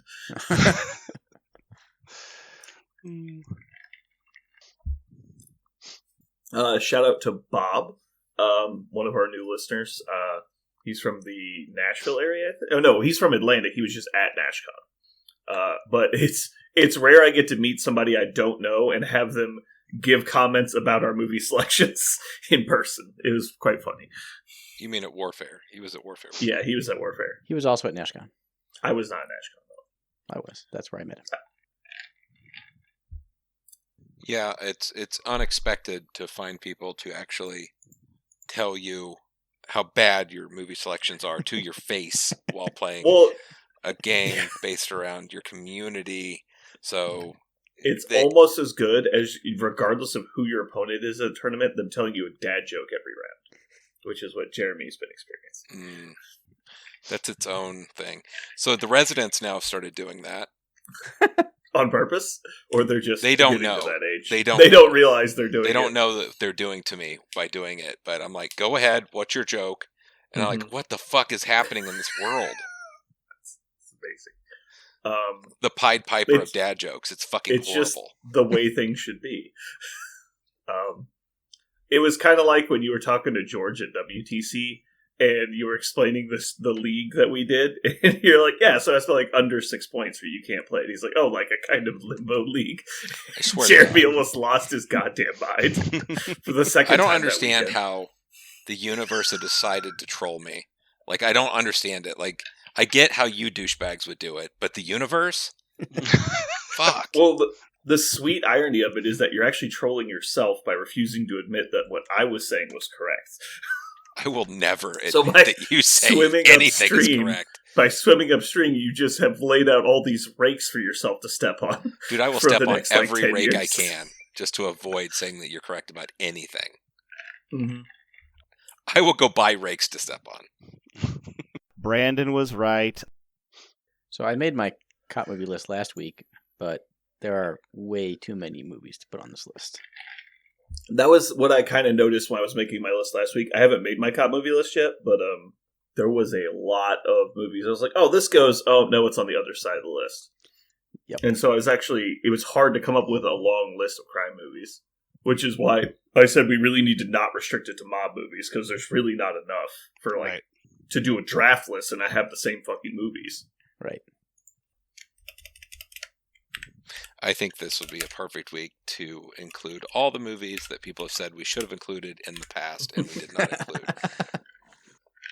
You're like, I was cop actually movies. I'm like, Godfather, 1, 2, and 3. Done. They're like, I was what? actually surprised about how many movies on the cop list I had already said before. Like I couldn't choose like my 6 top because I had already chosen them for other categories, which made me immediately realize I think I must like cop movies. Like I didn't realize how many of them had that theme in common, Mm-hmm. but they already fit, clearly in other themes as well. But it's interesting. Any movie that begins with Robo and ends in cop, I'm in. My I friends didn't call me even Murphy. consider that. Oh, it was actually on the top of my list. Mm-hmm. My friends call me Murphy. The new one was, is it weird that the only thing I can remember about the new one was the scene where they take his like chest plates off and you could see like his inner organs? For some reason, that was seared so hard into my like. It's pretty graphic. Yeah, I don't know why. I've seen a lot of graphic movies though. Like, but for some reason, I don't remember like that moment of just like that is so Probably intense. because that's the closest scene in the movie to the original RoboCop. Maybe, yeah. In terms Which of I don't Never think actually- is I never really a saw bad the thing. new one. I actually think the new one is fine. No, it's it's not bad. It's actually like technically a good movie, especially by today's standards. The issue is it literally captured zero of the original magic of RoboCop. Yeah. Like RoboCop has the satire of Starship Troopers Mhm. combined with just like the 80s charm that you just can't get anymore. It's like what made Terminator great was just like all the little things that like just the way it made you feel was different. And like it had none of that. It felt like a clean room as Like- far as like emotions go. Right. And so it's just like, I guess there's a robot. To this day, when I want to like smile fondly, I watch him throw the big bad guy out of the window and his weird, crazy, extra long arms falling down. I don't know. Do you know what I'm talking about? It's No. a famous movie moment where they made this mannequin of the executive bad guy. The CEO. Yeah, the CEO. They made a mannequin of him and kind of like threw him down and filmed him falling. But the mannequin has his arms are longer than his legs. It just looks really strange, and so and they're all splayed out, and so it looks immediately very unnerving. But you only see it for maybe a second. 6 frames. Yeah.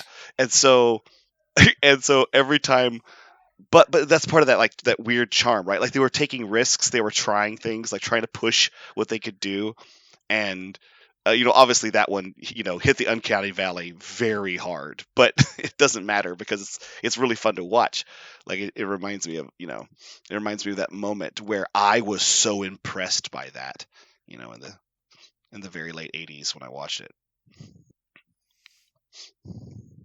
I'm really killing my list here. I've got 2 movies on it. I'm really happy with those 2 movies. It better not be one of mine. It's both. Man, if someone takes my sleeper pick, I'm gonna fucking quit the cast. Ooh. Is it Paul Blart Mall Cop? I will neither confirm nor Is deny. it Time Cop? It's Time Cop, isn't it? It's Super Time Cop.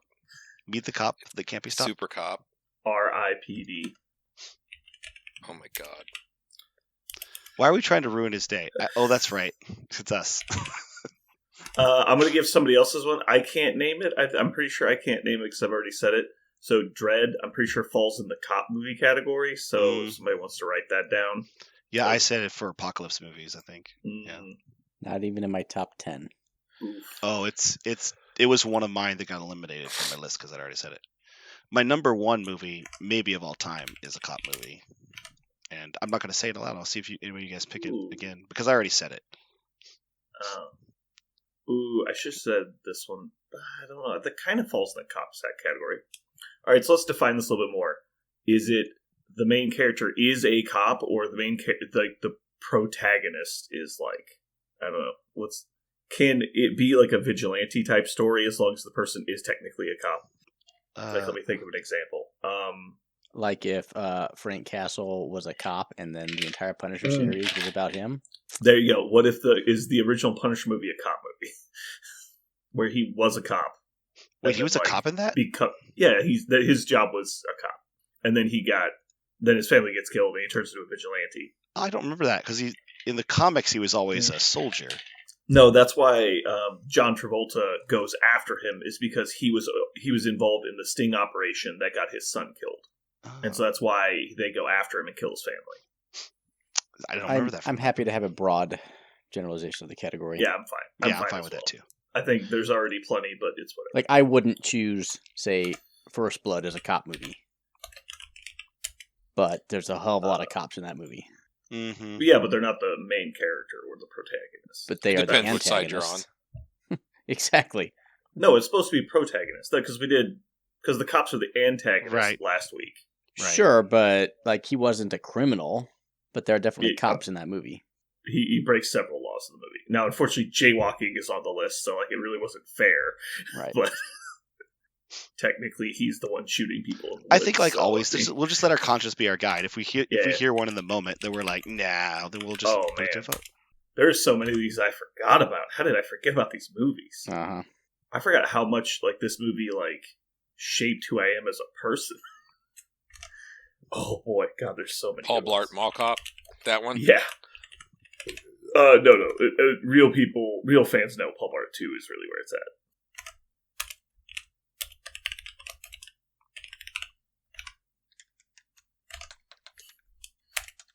Last Action Heroes making that list. I'm not even worried any of you guys are going to steal it. Didn't you already say Last Action Hero? Oh, no, maybe we just mentioned it as an honorable mention one time. Parker, I know which movie you were talking about. Oh, okay. I found it. Okay.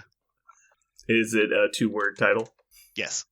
Yeah, I thought it was. Okay. It's got one of my favorite like gifs of all time. Yeah. But that's another one I can't name again. The other guys.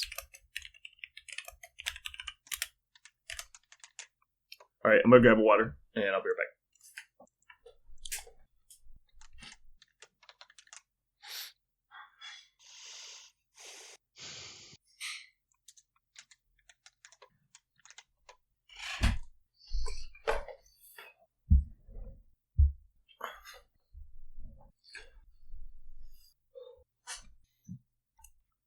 Did I miss anything? No. We were just talking about Paul and also Blart. Mall Cop. Nice. Hey, Jeremy. Nope. What does the host of Top Chef say to his contestants? No idea. Let us begin. Oh my god. Because let us begin. Mm-hmm. I just got it. Jeremy, He just got Jeremy, I don't know if you're really a foodie or anything, but lettuce is a common vegetable. Mm-hmm. It's high in fiber and water. Cellulose. Yep. All right, let's get into it. I don't think we actually have a topic, but I'm sure we'll figure it out along the way. this is never once not worked. I mean, it hasn't. We've had an episode every week. Every week for coming up on 3 years. Just kind of figure it out as you go. It's my approach to coitus. Hold on a second. Wait. Really explore the space. We Really passed the explore 3 year mark. 3 Like years would have been hot dog down a hallway. 100. Episode 155 would have been 3 years. We missed it by 10 weeks. Shit. Happy 3 years, everyone. I don't need 3 years. 3 years means nothing. I'm not. I need when you're in your 40s, it big means a ones. lot more. I promise you. When you're in your 70s, it means even more. We're trying to grasp Yeah, it. We're trying to grasp it back. That's true. Like whoa! Don't be taking that away yet. Oh boy. Are you guys ready to go? Oh yeah. I was ready at 9:30. I got set up hard there. For what? I got set up hard to really. You did a really good job of totally faking me out. For what? But Aaron the setting list me thing. up to imagine that was going to be Oh. just a total failure of a performance, and then another way he sold it is Jeremy's reaction about it too also sold it. It's like you collaborated in faking me out. Well, I think even Aaron said in a couple of his wrap ups, not to take anything away from Aaron, but I think he got a little lucky in a couple of his games because, like he said, Quentin missed a bunch of triggers for points, and then Jeremy basically got 2 fucking 6-pointers diced off the table by a 3-pointer. So that it's not great. You're playing down 14 points. It's never going to go well. That's true. I felt. But good yeah, I about mean, it. obviously, technical play and good decision making is always going to help you claw out of a hole. I like it.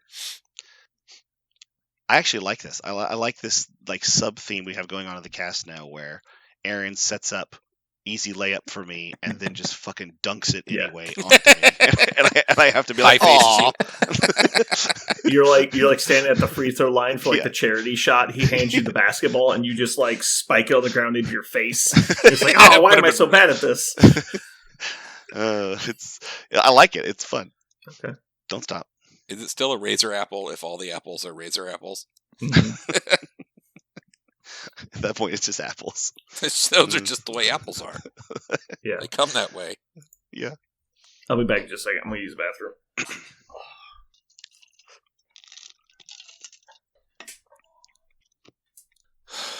I almost went and saw the new Marvel movie. Almost. I was gonna say, did somebody throw their car in front of you? And No, I save just you? came home and I'm like, Oh. all right, we're going to go see it. And then I sat down and I was like, I think I'd rather just sit than go and see that. I'm I've just heard good not things. excited. Yeah, I'm sure it's fine, but I mean, I don't know, man. I am really excited for to go with my daughter. Like I said, I'm going to take Cece. I've been so sick, there's no way I could go, but I'm going to take Cece, and that'll be really fun. But I personally am just keeping my own expectations crazy low. I'm going to be excited for her to watch it because I think she's going to really like it. Yeah, I mean, I've heard good things.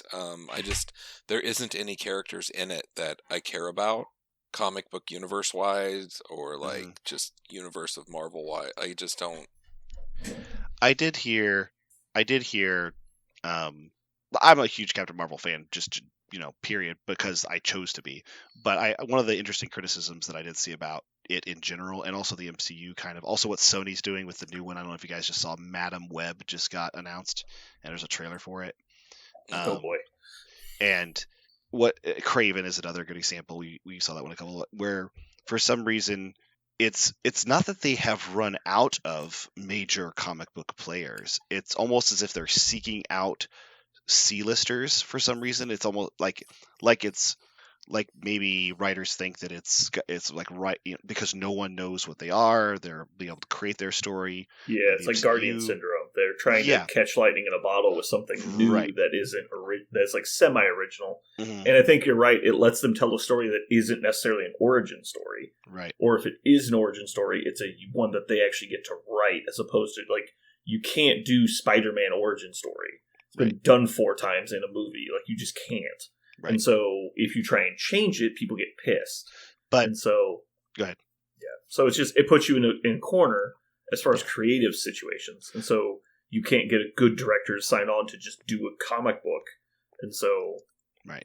it's just a weird spot. And I don't envy them, but they generally choose the wrong things, if you ask me. Yeah, that's what it's funny because all of those characters, the good points the critic was making is that all of these characters that they're choosing for these are all C-list characters, but they're all old characters. They've been out for a long time and been given lots of opportunities for people to think they're meaningful and powerful characters, and they're not.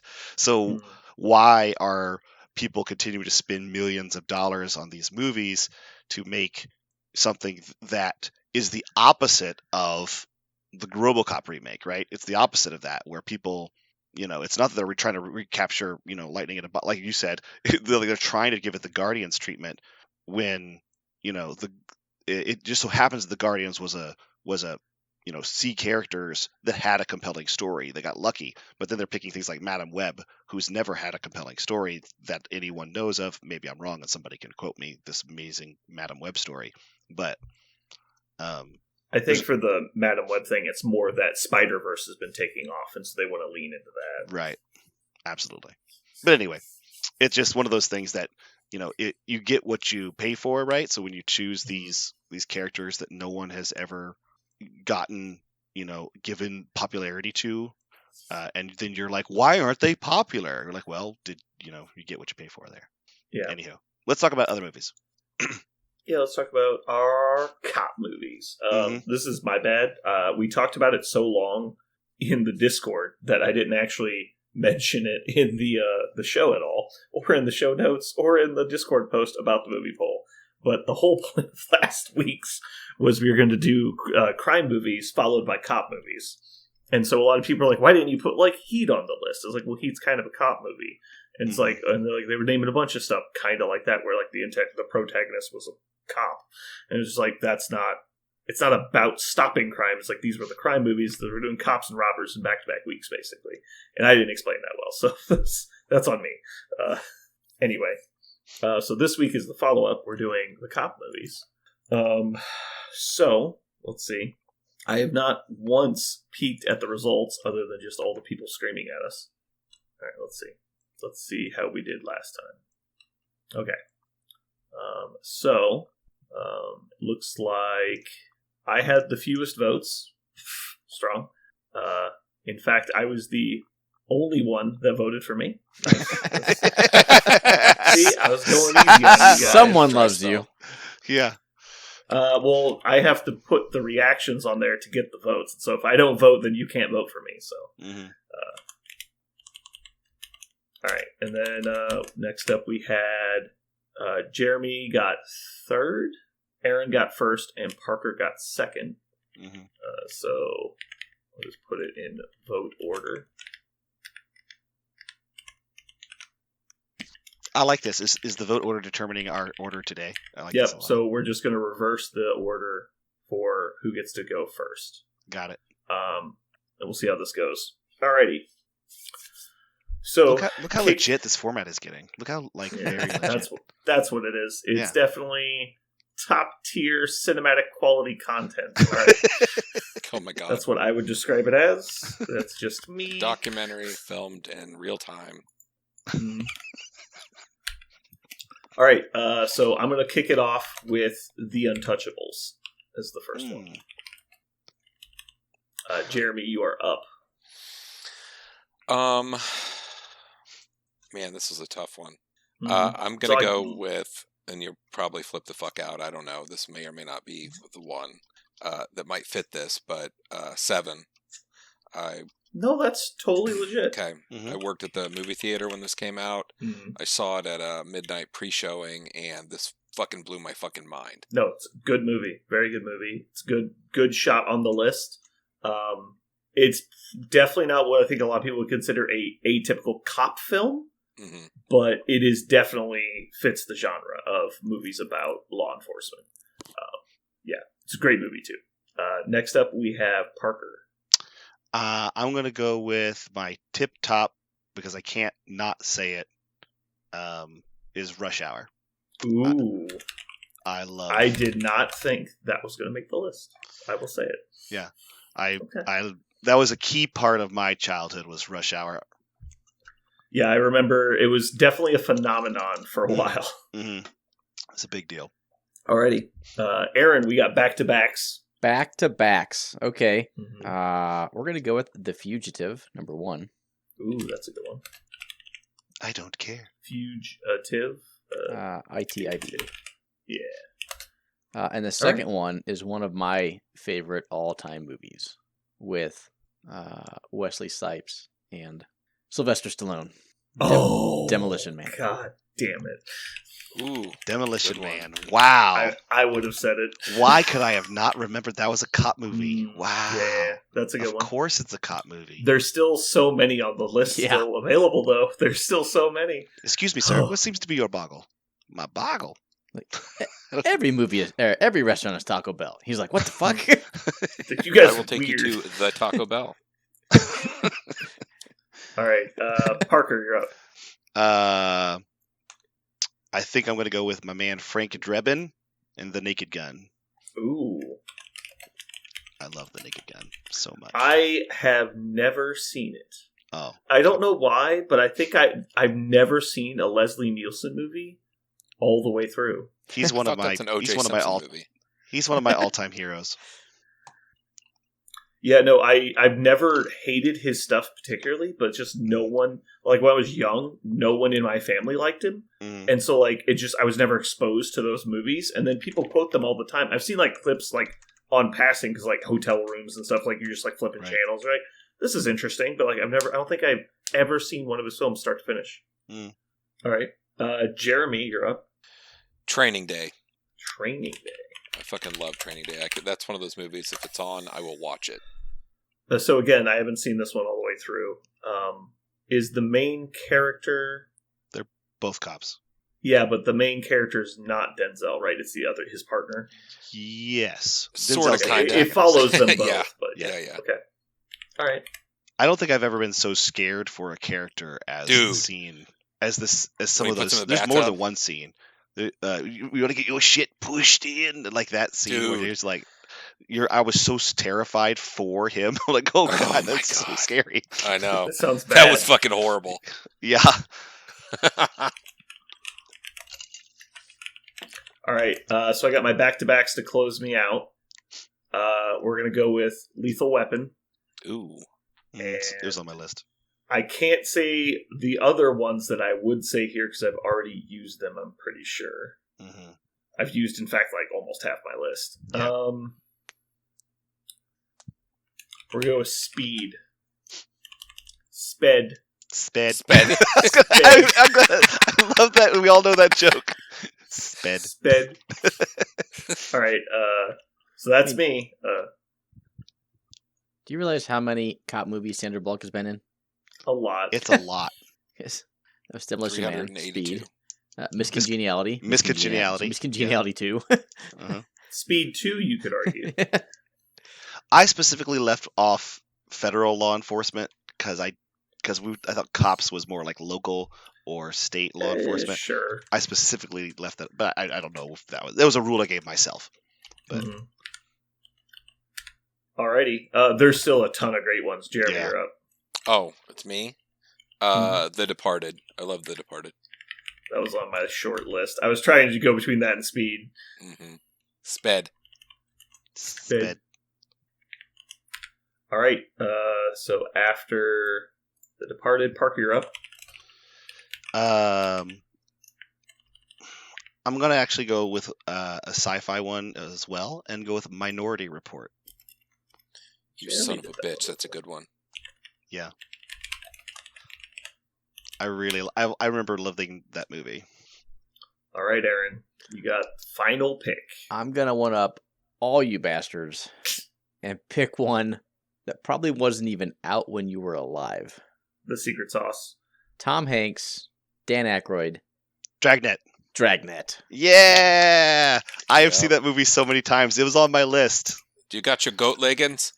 Yeah, you got your goat leggings. Did these look like the breasts of a 40-year-old woman? That is Oh a my really God. good. They don't make I- movies like that anymore. Like seriously, they just do not. No, I had to choose between Dragnet and Naked Gun, and I decided to do Naked Gun. But Well, I'm it's glad you left very Dragnet for close. me because I would not have Yeah. taken Naked Gun. Yeah, that Turner probably and was a Hooch stronger it is. list, gonna be Yeah. honest. A movie that I feel has to be mentioned is Bad Boys. I almost picked Bad Boys. You mean Bad Boys 2? It's Bad Boys 2 is actually the one on my Yeah. list, but you mean you haven't seen Bad Boys 2? I was gonna say the one that you actually wanted to name that Is we Hot need to Fuzz. hurry up and Hot Fuzz. Yeah. I almost picked it myself. Yeah. So my other honorable mentions is Dread. I'm Mhm. definitely sticking with Dread, but I couldn't call it. Hot Fuzz was amazing. Hot Super Fuzz is the Troopers. best.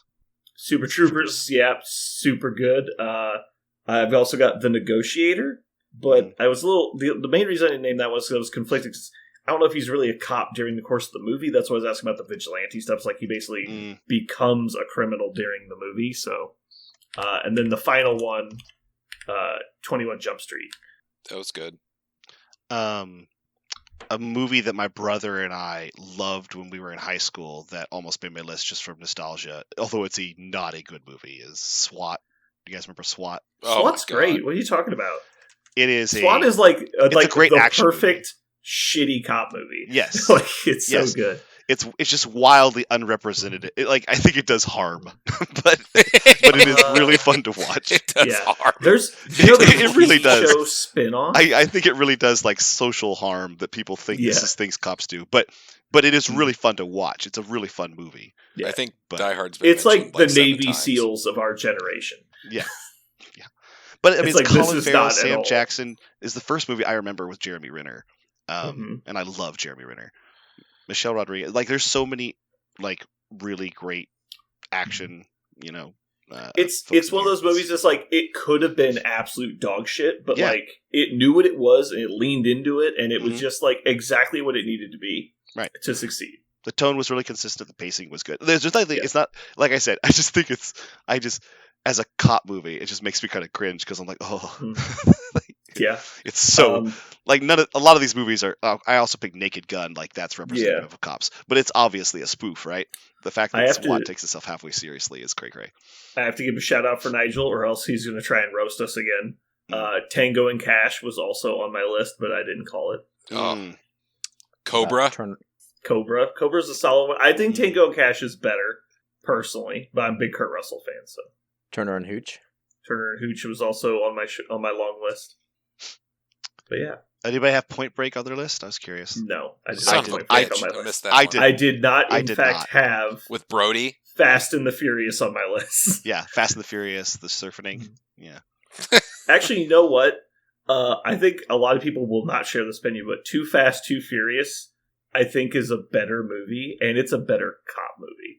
ooh, it is a better cop movie. It's Because the definitely first a better Fast and the cop Furious, movie. the first Fast and the Furious is not really a cop movie at all. Now, obviously, Oh. I have a weird nostalgia bias. Like, Fast 1 was great, but Fast 2 was one of the first movies I owned on DVD, and so I just moved into like my own apartment, and I watched it like all the time because it was like one of my 4 DVDs I had. For people that don't understand, like this was before like Netflix. Like you were at your house, you were watching something you owned. Like that's how it worked. Oh yeah. Like you turn on the TV, like you're gonna watch the news. Like what the fuck are you talking about? Like, dude, I was like fucking 20 years old, just living. I was just like, yeah, we're gonna watch one of my 4 DVDs again. And then, thank God, later that year, I think Talladega Nights came out, and I got to own a new DVD that I could watch every single day. Yeah, I there's think there's so I many. wore that DVD out. I had forgotten because I've seen so much of the titular scenes of Talladega Nights. I had totally forgotten about the introduction of that movie, like how Ricky Bobby becomes like a race car driver. That whole Oh, you mean sequence is born? He's is- literally born in the opening credits. But yeah, I love that. There's so much of that movie that I had forgotten because of Baby Jesus and Mhm. the The quotables, you're yeah. not first, you're last. Like you get those rubbed in so hard, you forget about some of the amazing. Do you know lines the early. opening credit quote on the screen when the movie opens? No, what is it? America was built on speed. Hot, nasty, badass speed. Eleanor Roosevelt. And it's just like, I know exactly what I'm getting, and I'm here for it. I gotta put. And I used to just quote that to people. Oh my god! Holy shit! Eleanor Roosevelt.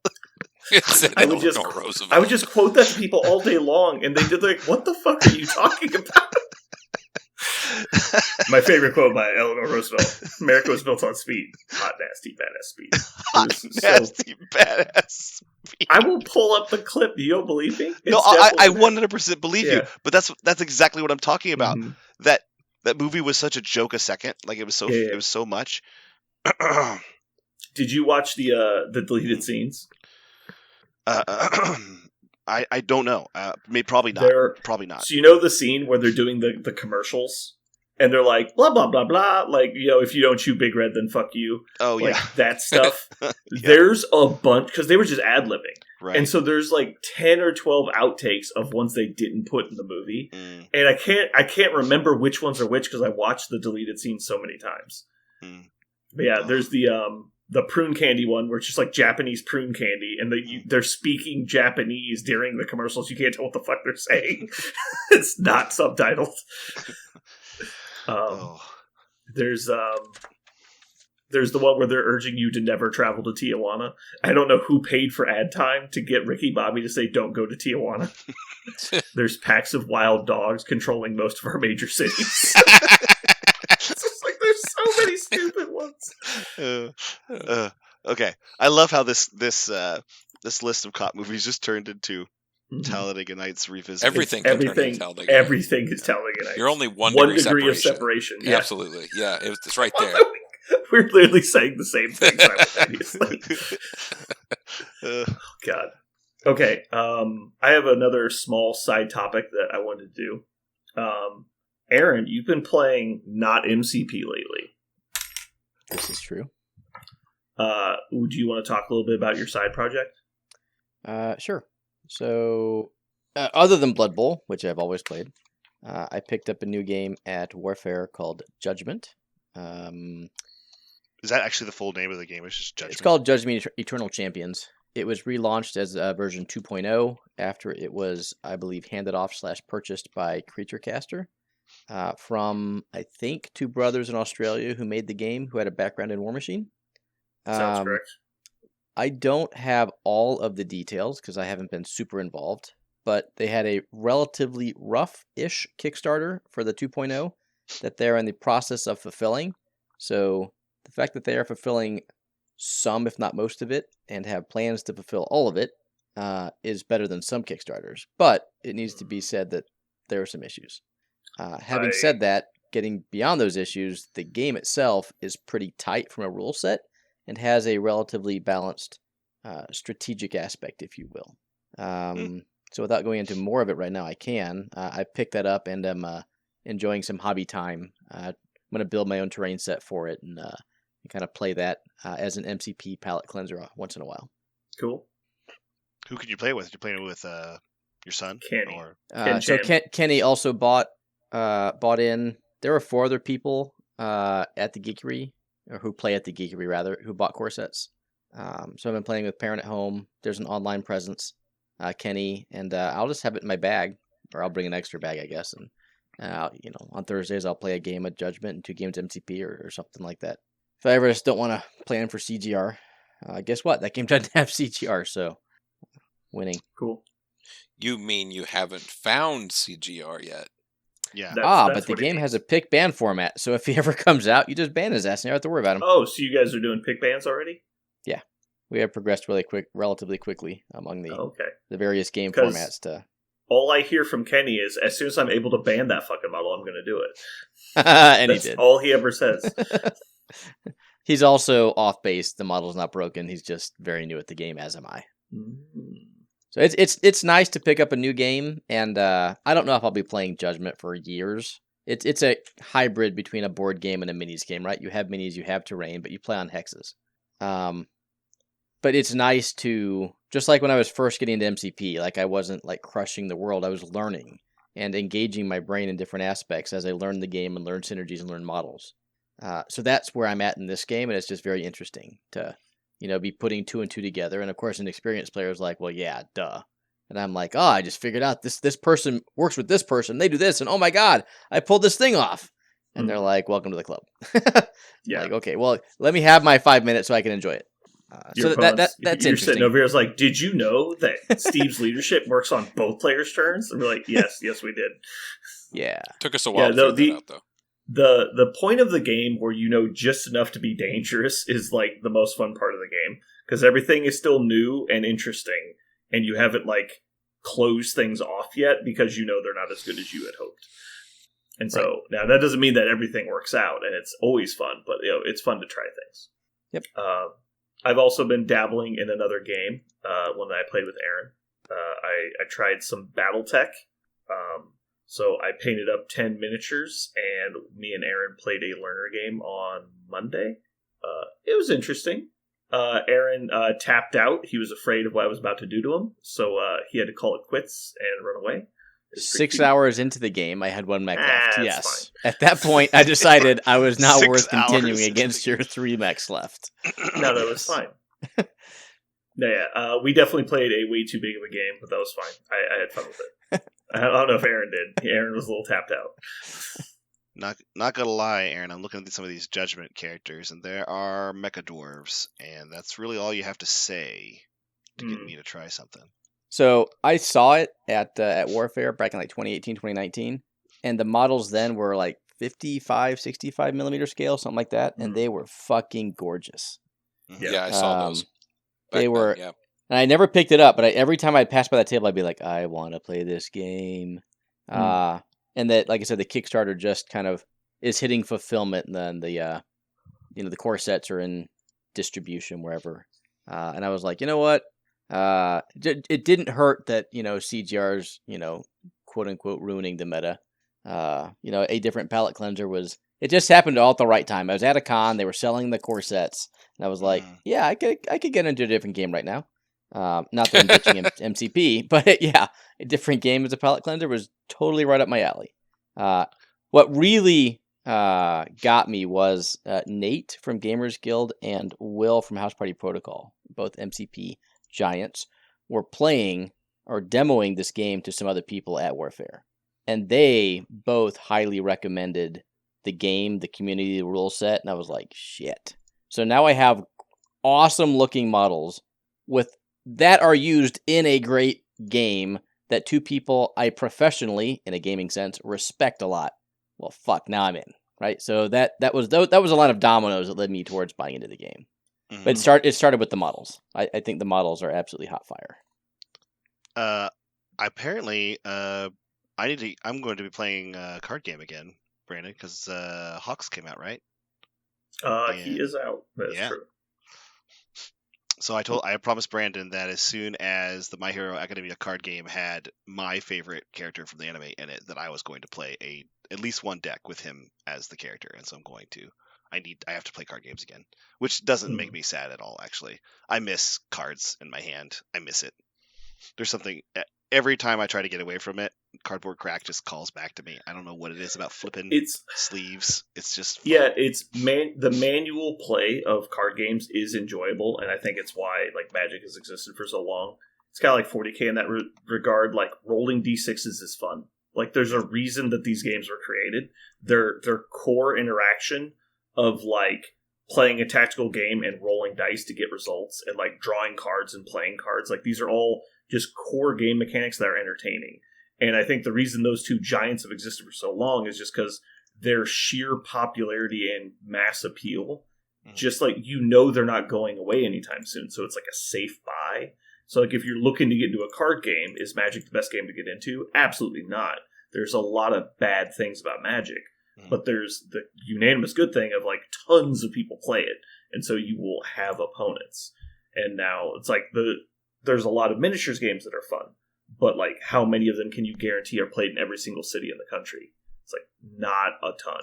Like as many people as play miniatures games nowadays, it's still not as many as you would hope. But so I also enjoy playing card games. It's a really good palate cleanser as well. But yeah, I don't like trying to keep up with games over long periods. Like collectible card games are really frustrating in that regard, where it's just like an endless money churn, and the minute you stop, you might as well quit. I have discovered something like the secondary market, but the problem with the secondary market is it cuts out things like my local game store, and that bothers me. So maybe there's some way to play the game but also support the game store that I'm playing at, because that's one of the things about CCGs that I have struggled with is I have to buy so much trash in order to get my treasure. And minis games have never been like that. I've never felt, even though I have models that I haven't put on the table still, I do not feel like they're trash. They're still treasures, just I haven't got to them yet. But with card games, I literally will just accrue paper that's just paper. It doesn't do literally anything else. Designed to be trash. Right. Like, and the Magic that Common is designed for you to throw away. Right.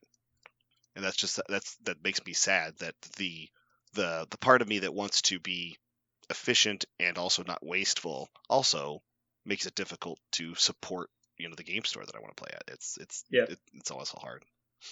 Is there like crazy numbers for Magic? Have they come out with like, if you took all the Magic cards in the world right now and lined them up, how many times you could go to the sun and back? Like, the physical printed yeah, ones? like those are insane. It's a lot. Yeah. There's 18,000 unique cards. Really? So, yeah, like if you only count each card once, there's 18,000. That's crazy. Oh, now, man. of the ones you need to know, probably 1,000. Yeah. Maybe 2 if you're playing Commander. But anyway. Well, there's just like those crazy stats. Like there's actually more Lego people made that exist than there are actual human beings.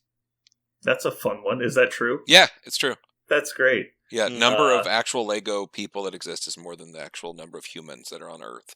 I can't remember one. One was like there's more ants on Earth than grains of sand or some shit like that.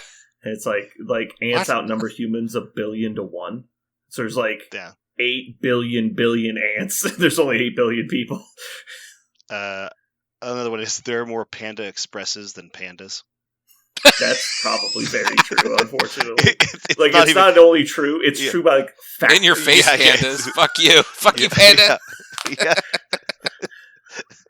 I just love that concept. There are more panda themed restaurants than actual pandas. Yeah, not even panda themed, just specific this panda themed restaurant. Yes, exactly. Exactly. There's so many more panda themed restaurants. My favorite one, I told somebody this the other day when we were talking about this kind of stuff. I don't think I've said it on the cast before. So the number of to have a deck of playing cards, just a standard poker deck, and have the order of it be exact is a 52 factorial.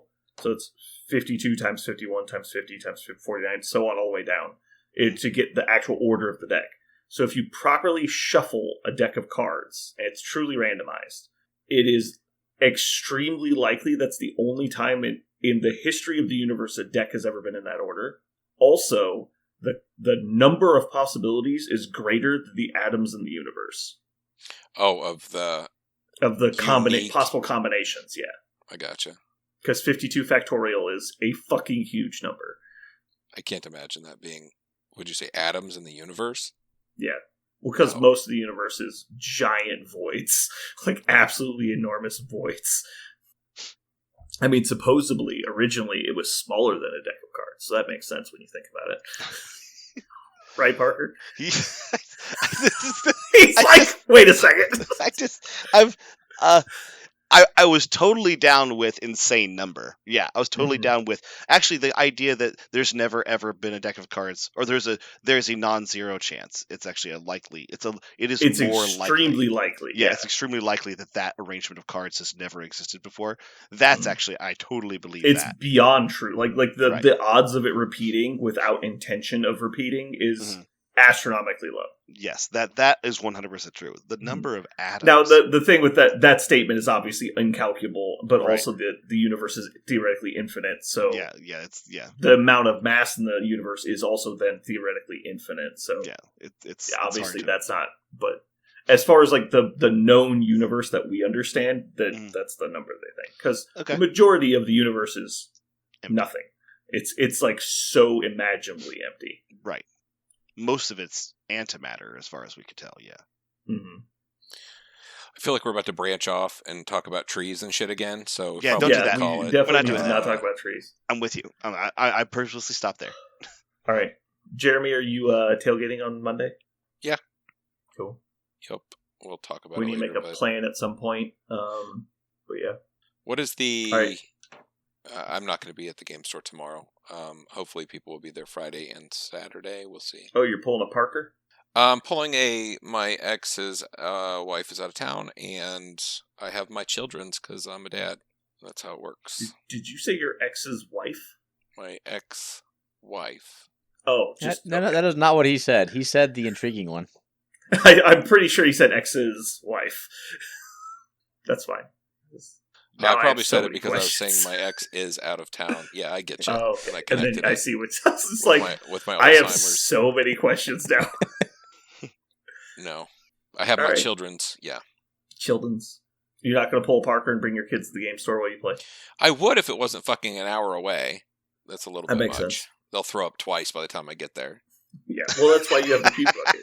Well, I know, but there's only so much puke. He's not kidding about the puke bucket. I've stepped on it many times. They'll That thing's puke fucking miles permanent, of the man. way. Yeah, no. I like to picture that your twin boys out of both sides of a car just projectile vomiting. No, the down bucket's the road. in the middle. It's literally in the middle by the console. Yeah, that way because when they they used puke, to they just fucking lean throw up. in. And also, they never be polite enough to roll a window down and throw up. They just vomit in the fucking bottom of the car and all over the seats. I assumed they would turn towards the window and vomit into the window. So it No, they ricochets they back turn into towards them. each other, and they cross the streams, and it's like explosion. They're horrible. Okay, so little I just creatures. watched the new Rick and Morty where they vomit into each other's mouths. So Oh that my totally God. is on track. Oh my goodness. Oh. I'm sorry, anybody who just listened and heard that. I had to grab the mic again. I was worried I was just shouting into the mic with those laughing sounds. You always are, but it's fine. Oh shit. It's on brand for us at this point. Yeah. Okay. I guess we go and wrap it up. Yes. Thanks everybody for listening. Don't throw up into each other's mouths. And, have a Good good advice time. anytime. Bye.